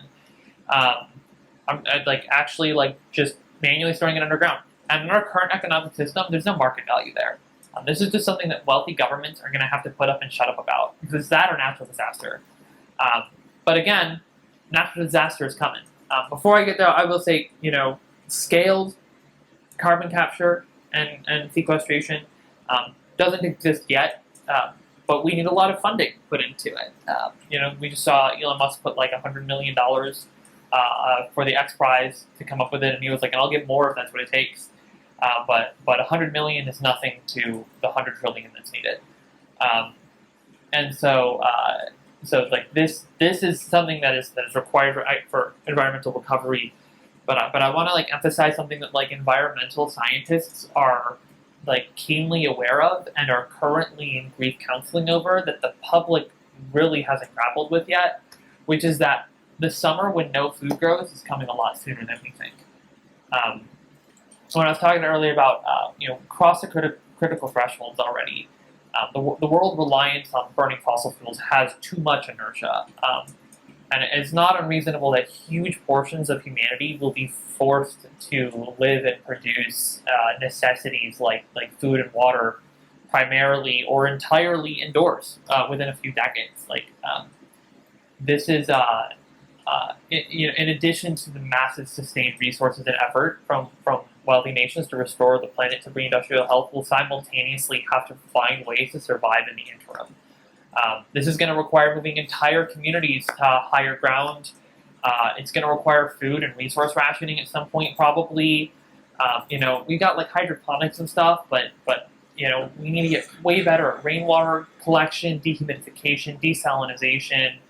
To ensure we have enough usable fresh water in the first place.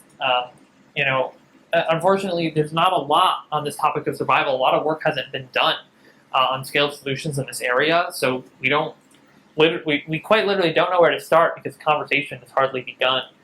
But it's going to require some really hard decisions, like we've seen with COVID and hospitals that are turning away patients because they're just picking who's going to die because there aren't enough people and resources.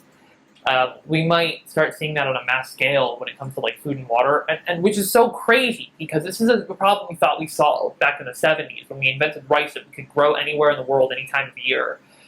And now that rice isn't going to be able to grow anymore. It's going to cause, it could potentially cause really big problems, and we're not prepared for it. It's very depressing. It is. I get that. But I just want to make it as not terrible as we possibly can. But generally, I'm in favor of all of the things, whether it's carbon taxes, cap and trade, quantitative easing, standards, investment, and justice. Whatever, man. I'm down for all of it. But I just want to kind of recognize some of these really big things, particularly the importance of wealthy governments paying for carbon capture and geologic sequestration and preparing for trying to get humanity to survive. Yeah. One of the things that I would like to see, personally, along these lines, right, is a shift towards more nuclear energy. production. The Which scale, which California is phasing out for whatever reason. it was Germany, and it's so frustrating. Like So frustrating. it's like I understand the return on investment it takes a while, right? Because they're very expensive to build, but it is a very robust system. It's very reliable and it's very clean, which It's safe. yeah. The new stuff. Well, yeah, because with new technology, it's a lot safer than, let's say, Fukushima or Chernobyl or 3 Mile Island. Like the newer plants that are coming out, that would be coming out would be a lot safer. Now, like we would run into an issue of storage at some point, but at least in the short term, I think like that would be like something that I personally would approve of, like if the government subsidized, more, incentivized more companies to build nuclear power plants to help bolster our, power grid, basically everywhere, or update current nuclear power plants. I think like that's a very, positive direction to go in. I think, we need to work on, in regards to like solar power and wind power and, like water power. It's like we need to work on the storage there as well, because, like the batteries and stuff that we need that hold it, right, aren't efficient enough. So we're actually like losing a bunch of power that we could be keeping. And as far as like electric cars, we have the same thing. Like what do we do with these batteries when you're done using the cars? Like I do agree that we need to spend more money in regards to funding like green energy and whatnot. But when it comes to I don't think like it's possible for us to get off fossil fuels anytime soon without, severely crippling We need nuclear. yeah. Like, it's not. We need it. It's not. This isn't an optional thing. We won't be able to do it. There are places where the sun doesn't shine and the wind doesn't blow for a week, and so like with the new scale small modular reactors, the supply chain and production is completely domestic. You can put them on a truck, drive them anywhere in the country, dig a hole in the ground, fill it with water, pop it in, and turn it on, and leave it alone. And it'll be perfectly safe. That we could replace all the coal plants in the country in 5 years with just that alone. So like super into that. More investment in thorium, so we can get that up and running someday. It will get there, but it's not quite ready yet. Talking about alternative energy storage, right? Not just lithium ion, but also, flow batteries, gravity batteries. There's all sorts of interesting things. Currently for solar, we use photovoltaic solar cells, which are currently the best, but there are other types of solar technology that have a higher potential efficiency, and that we could put more investment in there. There are some I'm really interested in residential geothermal. Right now, it's mostly like red tape is the problem, and so we can try to cut some of that red tape. Residential geothermal will really help with like HVAC and efficiency in that space. Free retrofits for insulation retrofits for older commercial and residential buildings. Not this weird crap that happened under Obama, where it was like people were getting screwed through like contractors who didn't explain everything. You look at things like right to repair, even economically riskier investments like researching like biofuels and solid state wind energy, which are like, who knows if it'll work out, but like, I think it's worth spending the money in. We're going to need all sorts of basic research in material science, biology, energy generation, chemistry, agricultural science, marine science, environmental science. There is so much. The U.S. only makes up, we were talking earlier about the U.S. and China in terms of like percentage of global emissions. The U.S. is about 15% of yearly global emissions, and China is more. but like all that clean energy equipment, we need to produce it here at a scale that will allow us to sell it to industrializing nations around the world, particularly in Africa and parts of Asia. And if necessary, we have to subsidize that equipment to undercut the cost or the prices of Chinese coal plants in order to create economic incentives for industrializing nations to industrialize cleanly. So, look, there's so many things, and I can get into the details on so many different topics. Yeah. I will say that recycling of lithium-ion batteries is getting way, way better, and there's a lot of really cool advancements happening there. But yeah, we need all of it. There's no way around this stuff. Like, we just need to do everything. Yeah. Now, like, I would push back on like lifting the subsidies for these oil companies, in the short term. Until we have a viable second option, because those subsidies are probably helping keep oil and gas like affordable for. That's why we need a basic income. Well, yeah, basic income. yeah, but as far as like lifting those subsidies like immediately or anytime soon, I don't think that would actually be beneficial for a lot of people until we have a viable other option. You know what I mean? I think the simplest other option is a basic income.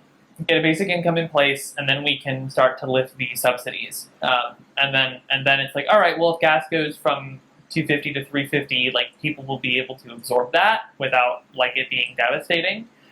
And it will be all right, and it will be able to work properly rather than just throwing more people into economic disparity. What it will instead do is drive demand down for anything that uses gas combustion engines and drive it up for using electric.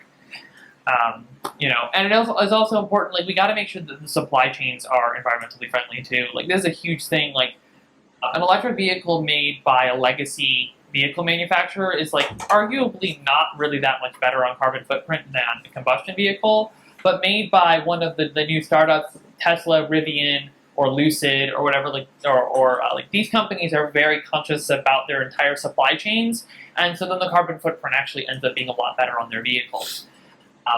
So like that's another thing that we have to keep in mind on this too.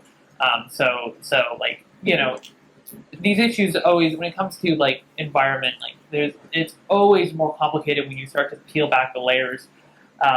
But it doesn't mean that there's nothing we can do. There are so many environmental scientists who get super deep dive into these like specific topics, and it's like, cool, and call you up, come help me write this piece of legislation.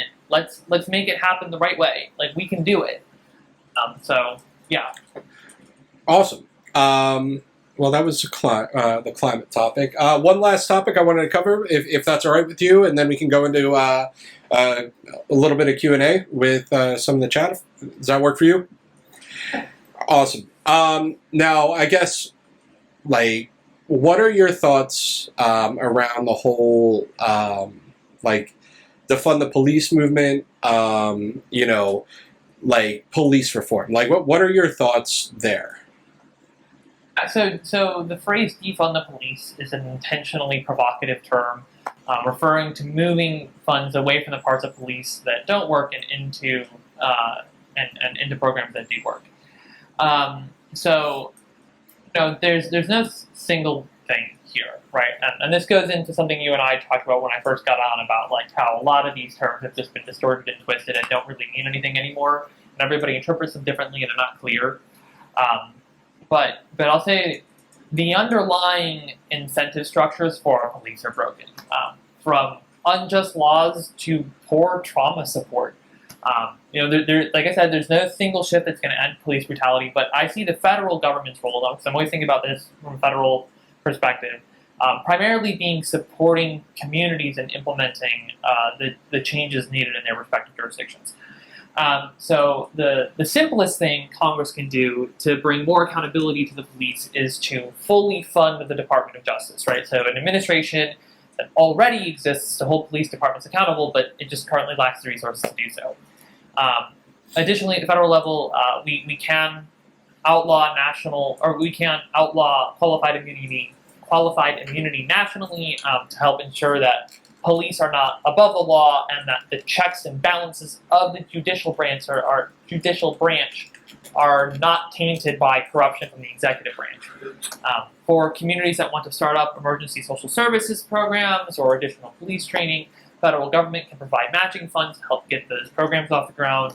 Of course, the best preventer of crime is meeting people's basic needs, so universal basic income, looking at like housing and food and stuff, but also, better education, which is a whole other topic I won't dive into. Healthcare is another big one.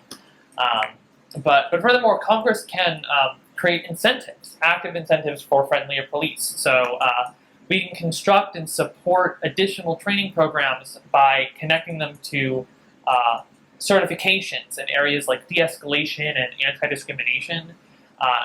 And optionally, officers can choose to take these courses and get these certifications, and when they do, the federal government will just add an extra $100 a week onto their salaries or whatever, so this provides an active incentives for these officers to pursue further professional development. Furthermore, many law enforcement officers are veterans, and it's not uncommon for them to use military tactics against civilians. So, I want to reduce or even eliminate potentially the transfer of military equipment to police departments. They don't need tanks, which can help with the separation of local policing from war action. But even more important than that is the creation of a reverse boot camp, where outgoing soldiers are helped in reacclimating to civilian life. So this would also help reduce PTSD and other psychological disabilities veterans often suffer from. But that actually brings us to a broader conversation, I'll keep it pretty focused, about addressing mental health. This is an important aspect of supporting police, but also soldiers and even medical personnel. In many of these important professions and areas of public service, if an employee experiences something traumatic and asks for help, they can often lose pay or have their hours cut and get demoted, even fired. I would be in favor of blanket legislation that explicitly prevents this punishment in both public and private sectors. For police specifically, the inability to receive assistance without punishment leads to natural defense mechanisms kicking in, chief among them being compartmentalization. So police often mentally separate their work experiences from their personal life to protect themselves, to protect their mental health and stability. It's a natural defense, but it leads to police officers having an easier time performing immoral and often illegal acts while on the clock. If we support our police in getting the help they need instead of punishing them for it, we could see a massive reduction in police brutality. Policies like this, expanding this needs to be married to incentives, education, training, support for more mental health professionals, which is already its own problem that needs more support. Student loan debt ties into this. Looking at demographics makes a big difference, and our very narrow view of therapy needs to expand. But I also want to recognize the rampant amount of domestic abuse performed by police in their own households. Survivors of this abuse are typically powerless because their abusers are often protected by the police departments they work for, and as well as overpowered police unions. We need a national hotline that's wholly independent from law enforcement, that survivors of domestic violence from police and call so they can be confident the protections and support that they need won't be blocked by their abusers' buddies. Of course, a properly administered basic income would also be a major help for all survivors of abuse. We also have private prisons, which currently create a profit motive for locking people up. We won't be able to get rid of those overnight, but an aggressive move away from private prisons would reduce the incentive to incarcerate innocent civilians in the first place. Of course, this also ties in closely with unjust laws. Prime example, marijuana, the criminalization of marijuana use. We need to legalize marijuana as well as all drugs, but that's a whole other topic. But also, I did mention earlier police unions. I'm generally pro-union, but police unions specifically have become too powerful and now often act to work against against the interests of the people at large. And this is because police are in a precarious place as laborers because of their role as law enforcement. What police do and don't do deeply affects the communities that they're in. Specific laws we can implement at the federal level to override accountability prevention measures in police contracts include preventing the disqualification of police misconduct complaints because of time delays, removing exclusive restrictions for interrogating police who've been involved in incidents, restricting police from having access to information civilians do not get prior to their interrogations. We limit the costs cities can pay to and on behalf of police officers or for misconduct or police misconduct. We can require that information on past misconduct investigations require that they be recorded and permanently retained in officers' personnel files, and explicitly outlaw restrictions on the media to hold police accountable. But like as I said back at the beginning, like even what I've laid out is not the full solution. Municipalities and states all have their own roles to play, but I do believe that better policing is possible. Even in the short term, we can do a lot. And then in the long term, I want to work toward a world that hardly needs policing at all. But that's a very philosophical discussion. We don't need to go down that path. But for now, that kind of stuff. So to me, like it sounds like you're almost advocating for more funding for the police, right? Because what the changes that you're advocating for would require a lot more funding. Right, because I'm advocating for more funding for like specific solutions and programs that work. Well, yeah, but so you want but in general, it's going to be more funding. You just want it more targeted, right? So you would like to see less money going towards like the MRAP vehicles, right? That paying for like lawsuits when police kill people. Well, unfortunately, as civil servants, they are hired by the state, so it would come out of the city budget. I don't think that it should come out of the personnel's budget because the city takes responsibility. I do see the counterpoint on that. Like I do see the controversy on it. There's a certain degree of there needs to be an incentive in place. If that's the one thing that doesn't go through, that's fine. I'm super, I think with all the other things, we can still achieve a lot. Yeah. I didn't mean to interrupt you. No, you're good. So, for me personally, I am 100% for, more funding for the police. In regards to, hiring social workers for some emotional support calls, which I think is a really good idea. But I think a police officer still needs to go to those calls as backup. But the social worker could take those calls, be the point, and the police officer is just there for safety. I also think that they need way more training. Police officers are completely undertrained, all across the country. They're in many cases, their initial training is only 3 to 6 months, and then they're basically a ride along for a year and a half, which is fine, whatever. But after that, they don't train enough throughout the year. I would like to see more. I would like to see police officers train 1 day a week, for 8 hours a day.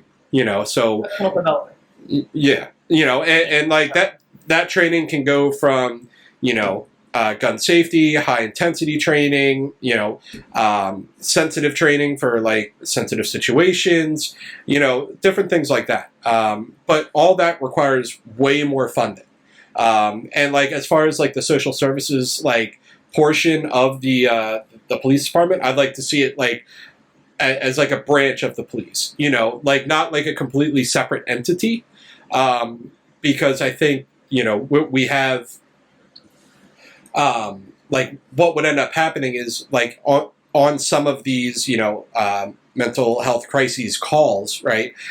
They can turn very violent. like very quickly. And whether that be, because it's the police officer or whatever, they could be violent towards their own family members, which is why I would still say, like, we need a police officer there for safety.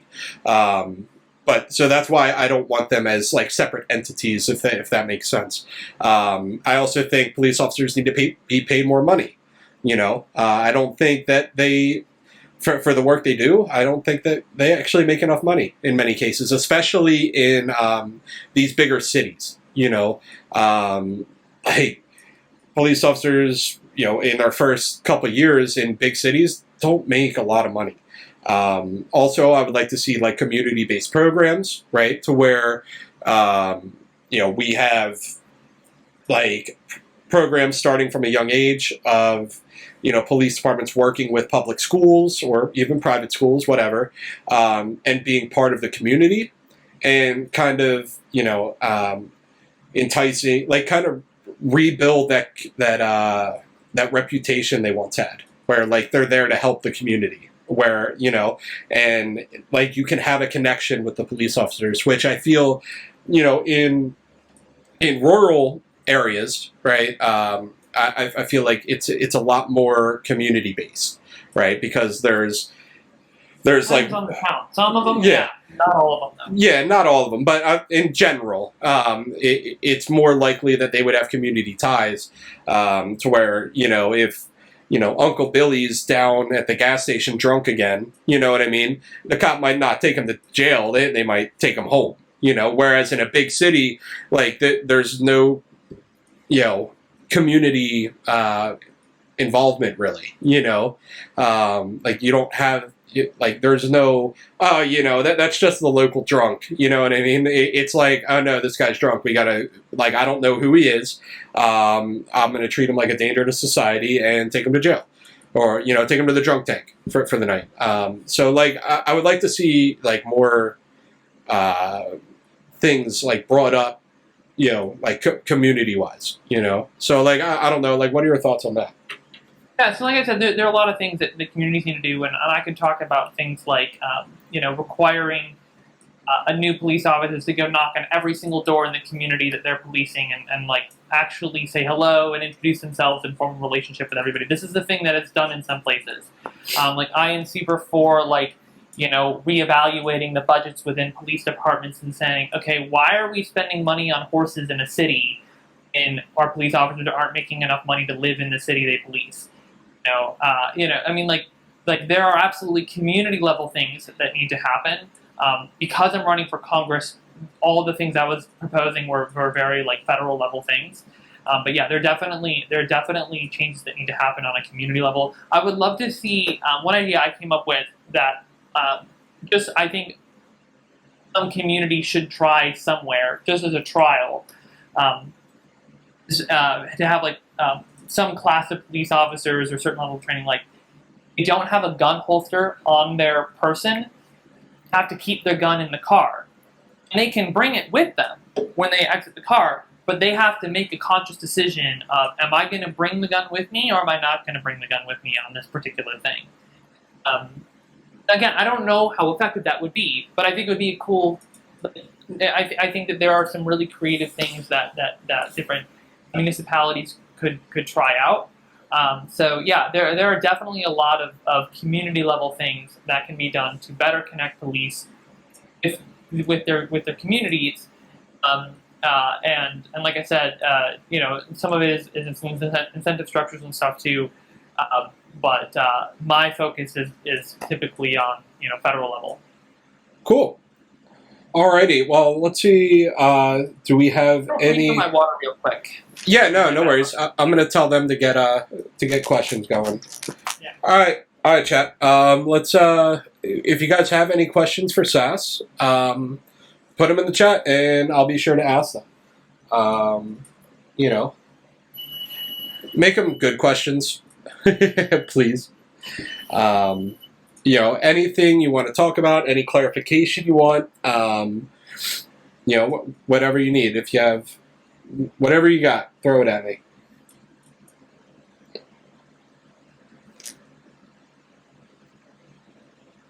Green Jenny, he is running for the U.S. House of Representatives, right?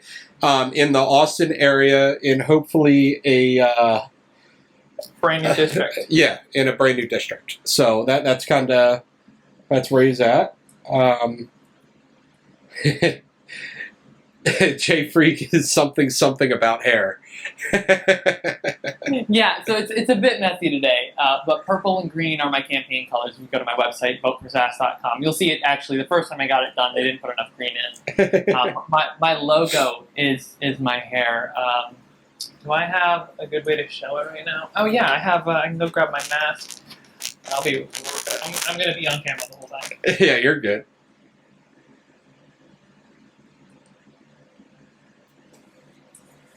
I gotta shrink the design a little bit so it fits on here a little bit better.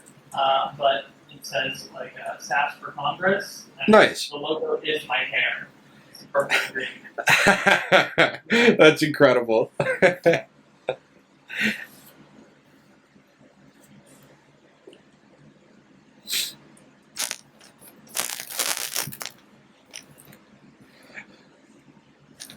So here, I have a question for you. What originally got you super politically active? Like that's something I'd like to ask like all my guests. Yeah, it's there's not one reason I'm running. I'm running for a long list of reasons. But I will tell you like the catalyst. So a year and a half ago almost, damn dude, this pandemic. So mid-March, I got laid off from both of my jobs a day apart from each other. They were both serving gigs. And then I was sitting at home and watching the country collapse in real time in front of my eyes, along with everybody else. And got to reflect on it and really think about things. And I was basically like, you know what? I can do something about this. So I'm doing something about it. Cool. No, I mean, I love that. That's actually when I really started getting politically active as well, is during the pandemic, because everything was shut down. So like I couldn't have a social life. So I'm like, fuck it. I'm just going to like watch YouTube videos on politics and then, yay, and now my life is down the toilet, No, a comment from Jay Freak. Hearing the holster decision-making comment is a great example of thinking about what can be done, and I appreciate that he's not just giving parent talking points. So like that's awesome, and I actually like that as well. Like in regards to like everything that you've kind of brought to the table, like you're not bringing forward like the normal talking points that you hear over and over and over again. Care for all. Great. Yeah, exactly. Like, you have an original thought in your head, like yeah. No, so like I second that. Like it's actually very refreshing to like give me new ideas to think about, because it's. A lot of the things you're bringing up are things that I haven't heard before, which is, it's cool. It's thought-provoking. Is he from Texas? Is there something that he would do specifically about the crisis at the border? That's a good one. I'm not originally from, like most Austinites, actually. I'm not originally from Austin. Most Austinites are from elsewhere. I happen to be from Michigan originally. I moved down to Texas a while ago to kind of find my next chapter in life. I've been here for a while, and I think I found it. The crisis at the border, stop destabilizing South America. That's the first thing. That would do a lot. But specifically, like more immediately, I mean, we need a simplified and streamlined immigration process. What I want to compare this to is prohibition. Prohibition didn't work. And it's kind of the same concept here. It's everything in moderation, right? You don't want everything to be completely open and free, but if you just lock everything down, right now our immigration process is so long and complicated and convoluted. It's so difficult, and people are just trying to survive. But if you create a streamlined process that people can go through, to help them acclimate to life in the U.S. and contribute to communities, and where they're going to be, like, then we can see positive results. This change doesn't happen overnight. This is like, we need to go through all the details and the problems, get rid of the bureaucracy, all the money that's being wasted on things that don't work, and create the systems, hire people, do training. Like, there's no immediate solution here. It's a thousand little messes that have made one of the biggest messes. But short term, yeah, that's maybe medium term. Like, short term, it's just tough. There's no short term solution. Medium term, that's what it would be, and then long term is stop destabilizing the entire goddamn world. That would be huge. I kind of like the whole like stop destabilizing the entire world. I guess bouncing off that question, like, how do you feel about the Supreme Court's decision to that the Biden administration must go back to the Remain in Mexico policy? Oh, I thought you were about to go to the eviction thing. No. I mean, we can go to that decision too. Yeah. Okay. So, oh my God, this one I'm actually not familiar with this one. Wait. The go to Mexico policy of the Supreme Court overturned the Biden administration on that. You're saying? Yeah. I believe that the Supreme Court was told the Biden administration that they must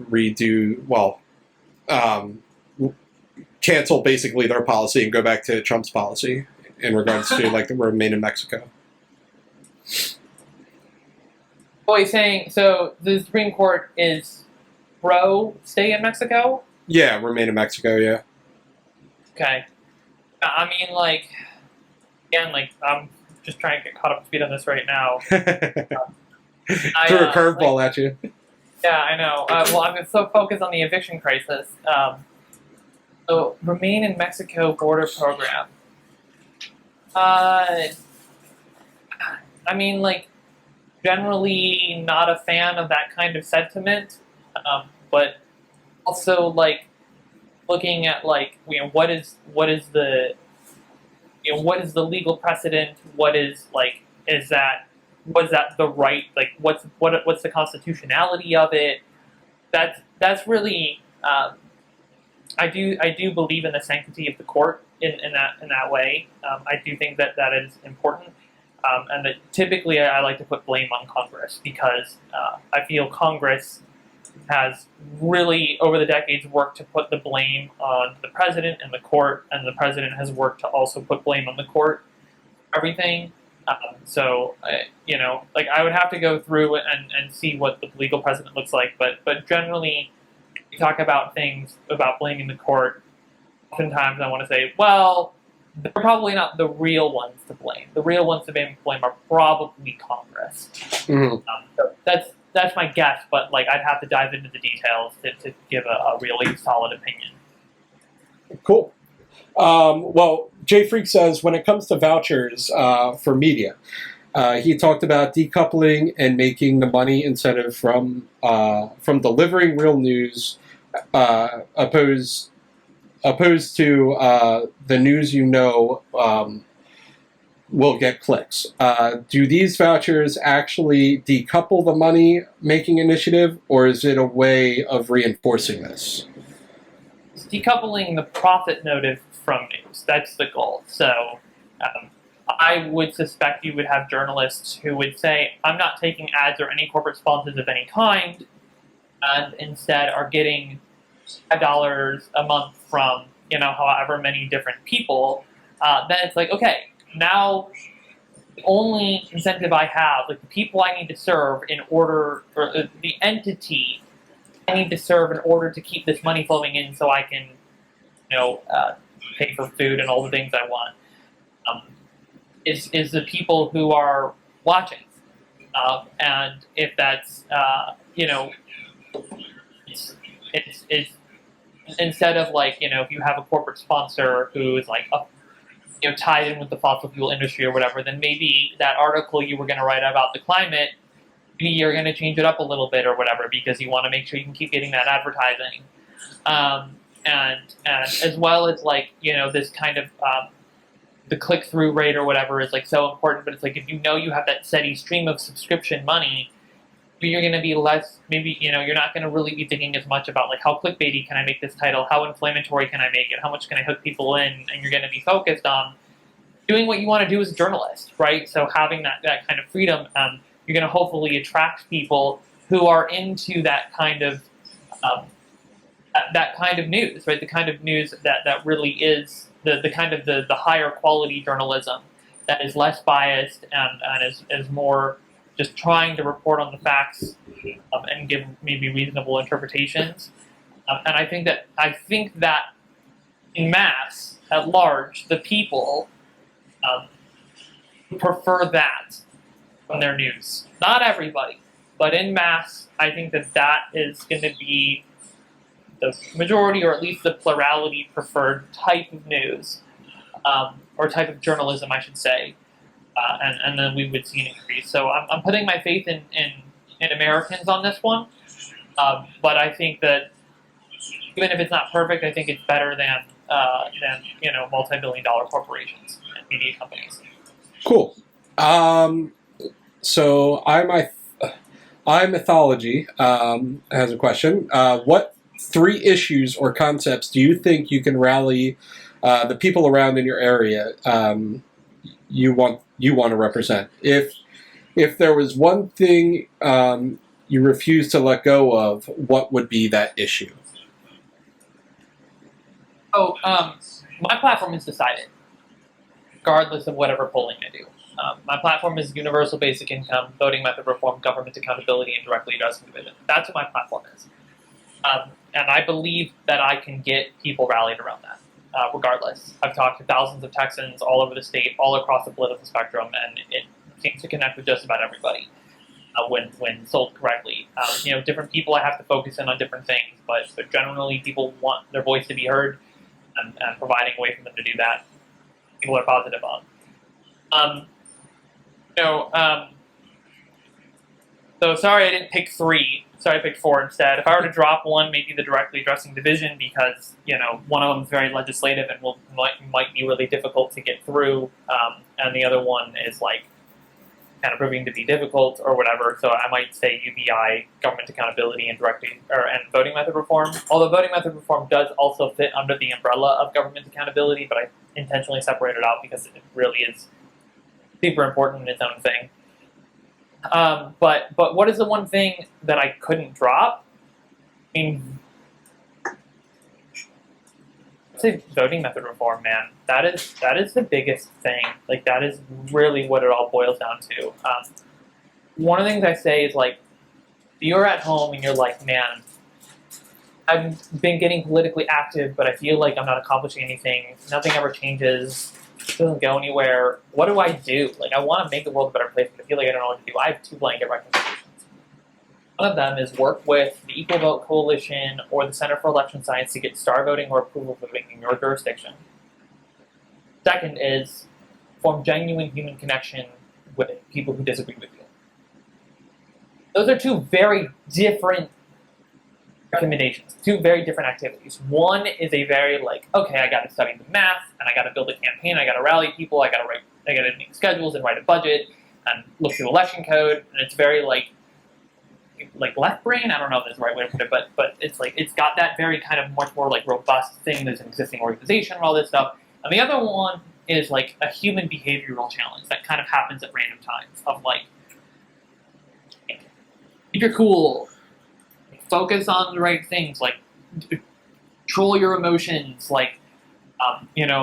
these are the 2 things that, I mean, if you have special skill sets, then I think that there are other things that you can do, but in terms of blanket recommendations, those are my 2. So voting method reform for me, I mean, I do both of those things. If you can't do both, just do the one that suits you. But voting method reform is just so crucial. We can model and measure different types of societal reform and the magnitude of positive impact they would have, and switching from polarizing voting to consensus-based voting is the absolute chart topper in terms of magnitude of effect. And so that is the most important thing And so that's probably the most important one to me. And no matter what, I know I will continue my work with those organizations. If I lose my election, I'll probably end up getting a job with one of them, because it's just where my passions lie, and I know that that's going to create a lot of change. No, that's awesome. I think it's great that, regardless of outcome, you know what I mean? Like, you're doing it for the right reasons. Like, there's no like, oh, I'm doing it, I'm saying I'm doing it for the people, and then, like, as soon as you win your election or lose your election, all of a sudden, you disappear. Like, as we see so many times in Congress, you see once they get elected, all of a sudden they just throw whatever they ran on out the window, and it's gone. And I don't get that vibe from you, which is awesome. I think you're really doing it for the right reasons.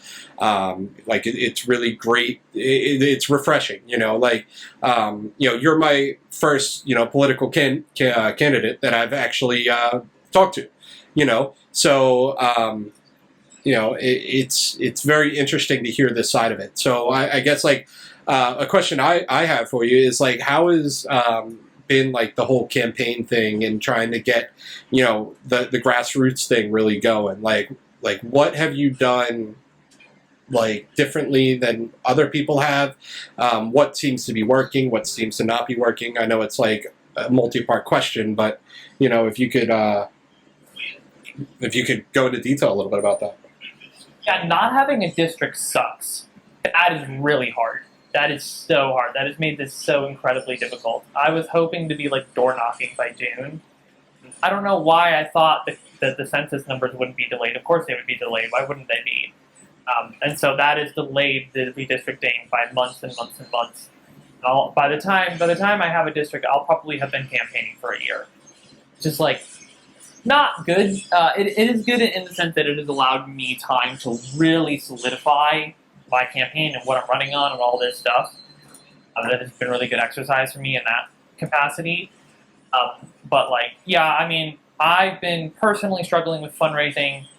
I think that's more of a me thing, not a messaging thing. So that's something I gotta get into gear on. Is just diversifying my. It's a revenue stream. I'm not gonna lie. That's what it is. And so hopefully with this website update, I should I have some other things planned around that I want to get going. So that's the biggest thing you do to help me right now is donations. Vote for Sass.com. What have I been doing differently? Building a campaign that includes all people. That's what I've been doing differently. It's something that nobody else is doing. And that was a really core piece of this. Is if there wasn't going to be this brand new district, I don't know that I would have run for Congress. Mm-hmm. There are a lot of conditional things. The stars really aligned in a lot of ways, and I saw an opportunity that I could seize. And so COVID and also Andrew Yang was a big inspiration, but so was Donald Trump. Man, I was wow, this guy had political experience and then won the presidency. If he can do that. Mm-hmm. I can win a damn congressional campaign. Yeah. There's so many, there's so many things that have lined up about it. But it's running a campaign. It ain't easy. So, and own my own things that I've struggled with. But there's nobody who's perfect. There's no perfect candidate. At the end of the day. And that was another thing, you have to have, if you are going to run, anybody out there, you have to accept, whatever reasons you come up with for not running. And running is not for everybody, but whatever you come up with, you have to remember there's nobody who's going to be able to check all of the boxes, being perfectly suited to run for office. Everybody's going to have their own problems that they're going to have to work through and their own specific struggles. And so, I recognize that, and, I'm doing my best to deal with them. But hopefully when I actually have a district, I'll be able to really start pushing things forward. Yeah. All right. So a non-political question. Oh, I can't talk. How do you feel about Texas and the far superior OU football teams being added to the SEC? Will they be able to compete? Do you follow college football at all? Don't get me wrong, I've seen plenty of burnt orange around here. I've been in the thick of it before, but that is. I wish I could give you an opinion on that. Well, he's an OU football fan, so. Sorry, I wish I could give you something more engaging. Hold on. If you were to compare these two things, which would be like more emphasis? I don't know if you can tell, but I'm not a super tribalistic person. Yeah, no, and like that's cool. He also had a meme question. Just need a small loan from his father, right? What? But, oh, it's my. Yeah. So well, my parents have been pretty supportive, but they're starting to get to the end of their rope. I'm starting to run out of favorites to call in, to be totally honest. Yeah. All right. So this is a question for me. I think if you were to compare these two things, which do you like more? An emphasis on short-term goals with cryptic long-term goals, or an emphasis on long-term agenda with cryptic short-term goals? Sorry, that question sounded like a first draft have a good question. All right. No, I mean, like, I guess I could pose this question to you. Like, what do you like to emphasize more? Like short-term goals or long-term goals? What do you think would be more beneficial for, your campaign? And then what would be more beneficial for society as a whole, do you think? Let me give you a politician's answer, both. So we need to use long-term goals to set our short-term goals. And this is a thing that people suck at, particularly if I am going to use labels for a moment. Left is really bad at this. They're really, really bad at this. So you want a world that's like money doesn't exist and we all just take care of each other and like the power is decentralized and all that. It's like, cool, but like how do we get there? How? Give me an answer. What's the first step? And this is the thing that people don't ask. Like, it's like, we need universal health care. Okay, how do we get it? Well, we need representatives who are responsive to our needs. Right? How do we solve the planet? Like, how do we fix the planet? We need representatives, right? And so this is what my platform is about. It's like, okay, what's the first step? People all the time scream about, like, we need laws of member proportional representation, and we need to use sortition and liquid democracy. And I'm like, none of that matters because none of it's going to happen. This is why I fight for approval voting and star voting, because these are things that we can actually do and implement in the real world. Your concept about getting rid of money. Guess what? You're never going to get anybody to consider or care about any of that if they're still in survival mode and concerned about their basic needs. If you even want to be able to have that conversation in a very real way, you're going to have to pull people out of poverty and remove their scarcity mentality. How do we do that? UBI. You're going to have to give people money before you can take it away from them. It's kind of ironic. So it's like, you can look out and you can envision this future that you want. Then what you need to do is you need to build a path and you need to take a first step. So like short term, like how short is short term? It's like I want to get the entire country onto cardinal voting methods, but like that means first we got to get Fargo, North Dakota, then we got to get St. Louis, Missouri, then we got to get Eugene, Oregon, right? Then we got to get Austin, Texas, and we got to get Utah, and we got to So like basically like just to like shorten it all down, it's basically incrementalization, right? Where it's like it's baby steps, right? You only take one step at a time. Yeah. And I want to take the biggest steps that I can. Don't get me wrong. Like I want to make the jump to universal health care, right? Like I want to take the biggest steps that I can, but like, and like it's important to have the vision of the long term. But at the end of the day, like you're not going to jump from here to there. You're not going to jump to conclusions. You're going to have to take steps. I wouldn't necessarily say incrementalism because I think that can very quickly turn into nothing happening. But like I want to take the biggest steps that we can. I don't want to try to take bigger steps than that. Yeah, no, I got you. Jay Freak says, I have to go, but final comment. Thank you for coming out and spending your Sunday afternoon talking about these topics and answering these questions. It's been great to see these conversations, and I, and hopefully many, will check out the next time there is a conversation to be had. So, I a ton of long form content on my YouTube channel. You can get that from voteforsass.com. Voteforsass.com.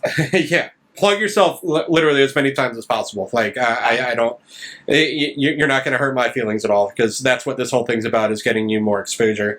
I'm sorry I don't have a larger platform. I'm not like, Hassan or, Destiny or any of these big streamers. But, I talked to a few people and, I'm getting there. We've done streams that have gained like 10 views. Like, it's all right. Yeah. And like the people in the chat today are like kind of all over the political spectrum as well. Awesome. Yeah. So there is, I know there was at least one libertarian in here. I know there's a couple lefties in here, and a couple conservatives in here, which is great. Like that's like the community I like to foster, which isn't necessarily too popular on Twitch, because everyone likes the hyperbolic, fuck the left or fuck the right, but yeah, like I really do appreciate you coming on and like having a conversation with you, obviously the election's still another year away, and I'd love to have you on again, hopefully when I'm a little bit bigger. Just to kind of like check up and see like how everything's going and whatnot. I think like that would be, really cool.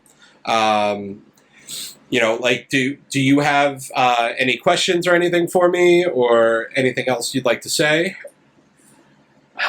What was our peak viewership? I think we got up to 10, 11, 12.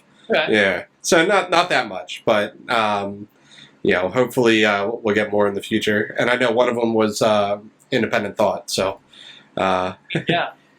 Just do you re-upload to YouTube or anything? I don't yet. I don't know how to. But I can send you the VOD if you want. If you want to upload it to your YouTube channel, I would love to. I'll send you a Google Drive folder you can put it in. Okay. Yeah, I'll figure out how to do that somehow. And so this way you have it.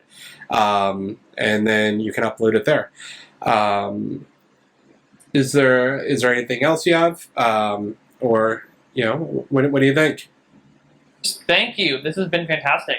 Love talking about this kind of stuff. Love taking questions from people, man. Like, that's all I want, man. I just want questions from people. I want to, it's like, don't get me wrong. I love talking about my platform. I talk about it all the time. It is very accessible and out there and easy, particularly if you go to my YouTube channel, which you can get to from voteforsass.com. But yeah, connect with me directly. You can either do it privately, like through my website or DMs, or you can do it publicly and just like tweet at me or whatever it is. Like ask me questions, tell me things, give me ideas, send me links, whatever, man. Everybody's included in this campaign. And I want to hear from you. So let's just thank you so much. I really appreciate the opportunity to come on today. This has been fantastic. Yeah, man, of course. I wish you all the luck, and I hope that you can, get that like true grassroots campaign and like win an election. Like that's really exciting. And to have someone that's not necessarily a partisan in Congress is always a good thing as well. I really appreciate you taking the time out of your afternoon, having a conversation, and hopefully I didn't fuck up the conversation too bad, because like my first like conversation with a political candidate, it's kind of cool. Normally it's just other streamers that just bitch about stuff on the internet. So no, like, yeah, I really appreciate you coming out, and hopefully we'll have more conversations in the future. Totally down. Yep. Awesome. Well, thank you. And High Mythology, I love to talk about me. Yeah, all right. All right. Well, thank you guys all for coming out today, and I will see you guys on the next stream. Let me see who is on the line right now so we can rate out.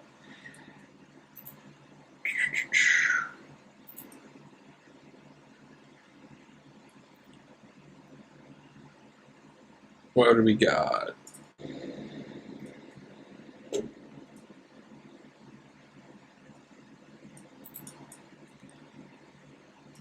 Computer's going slow as shit.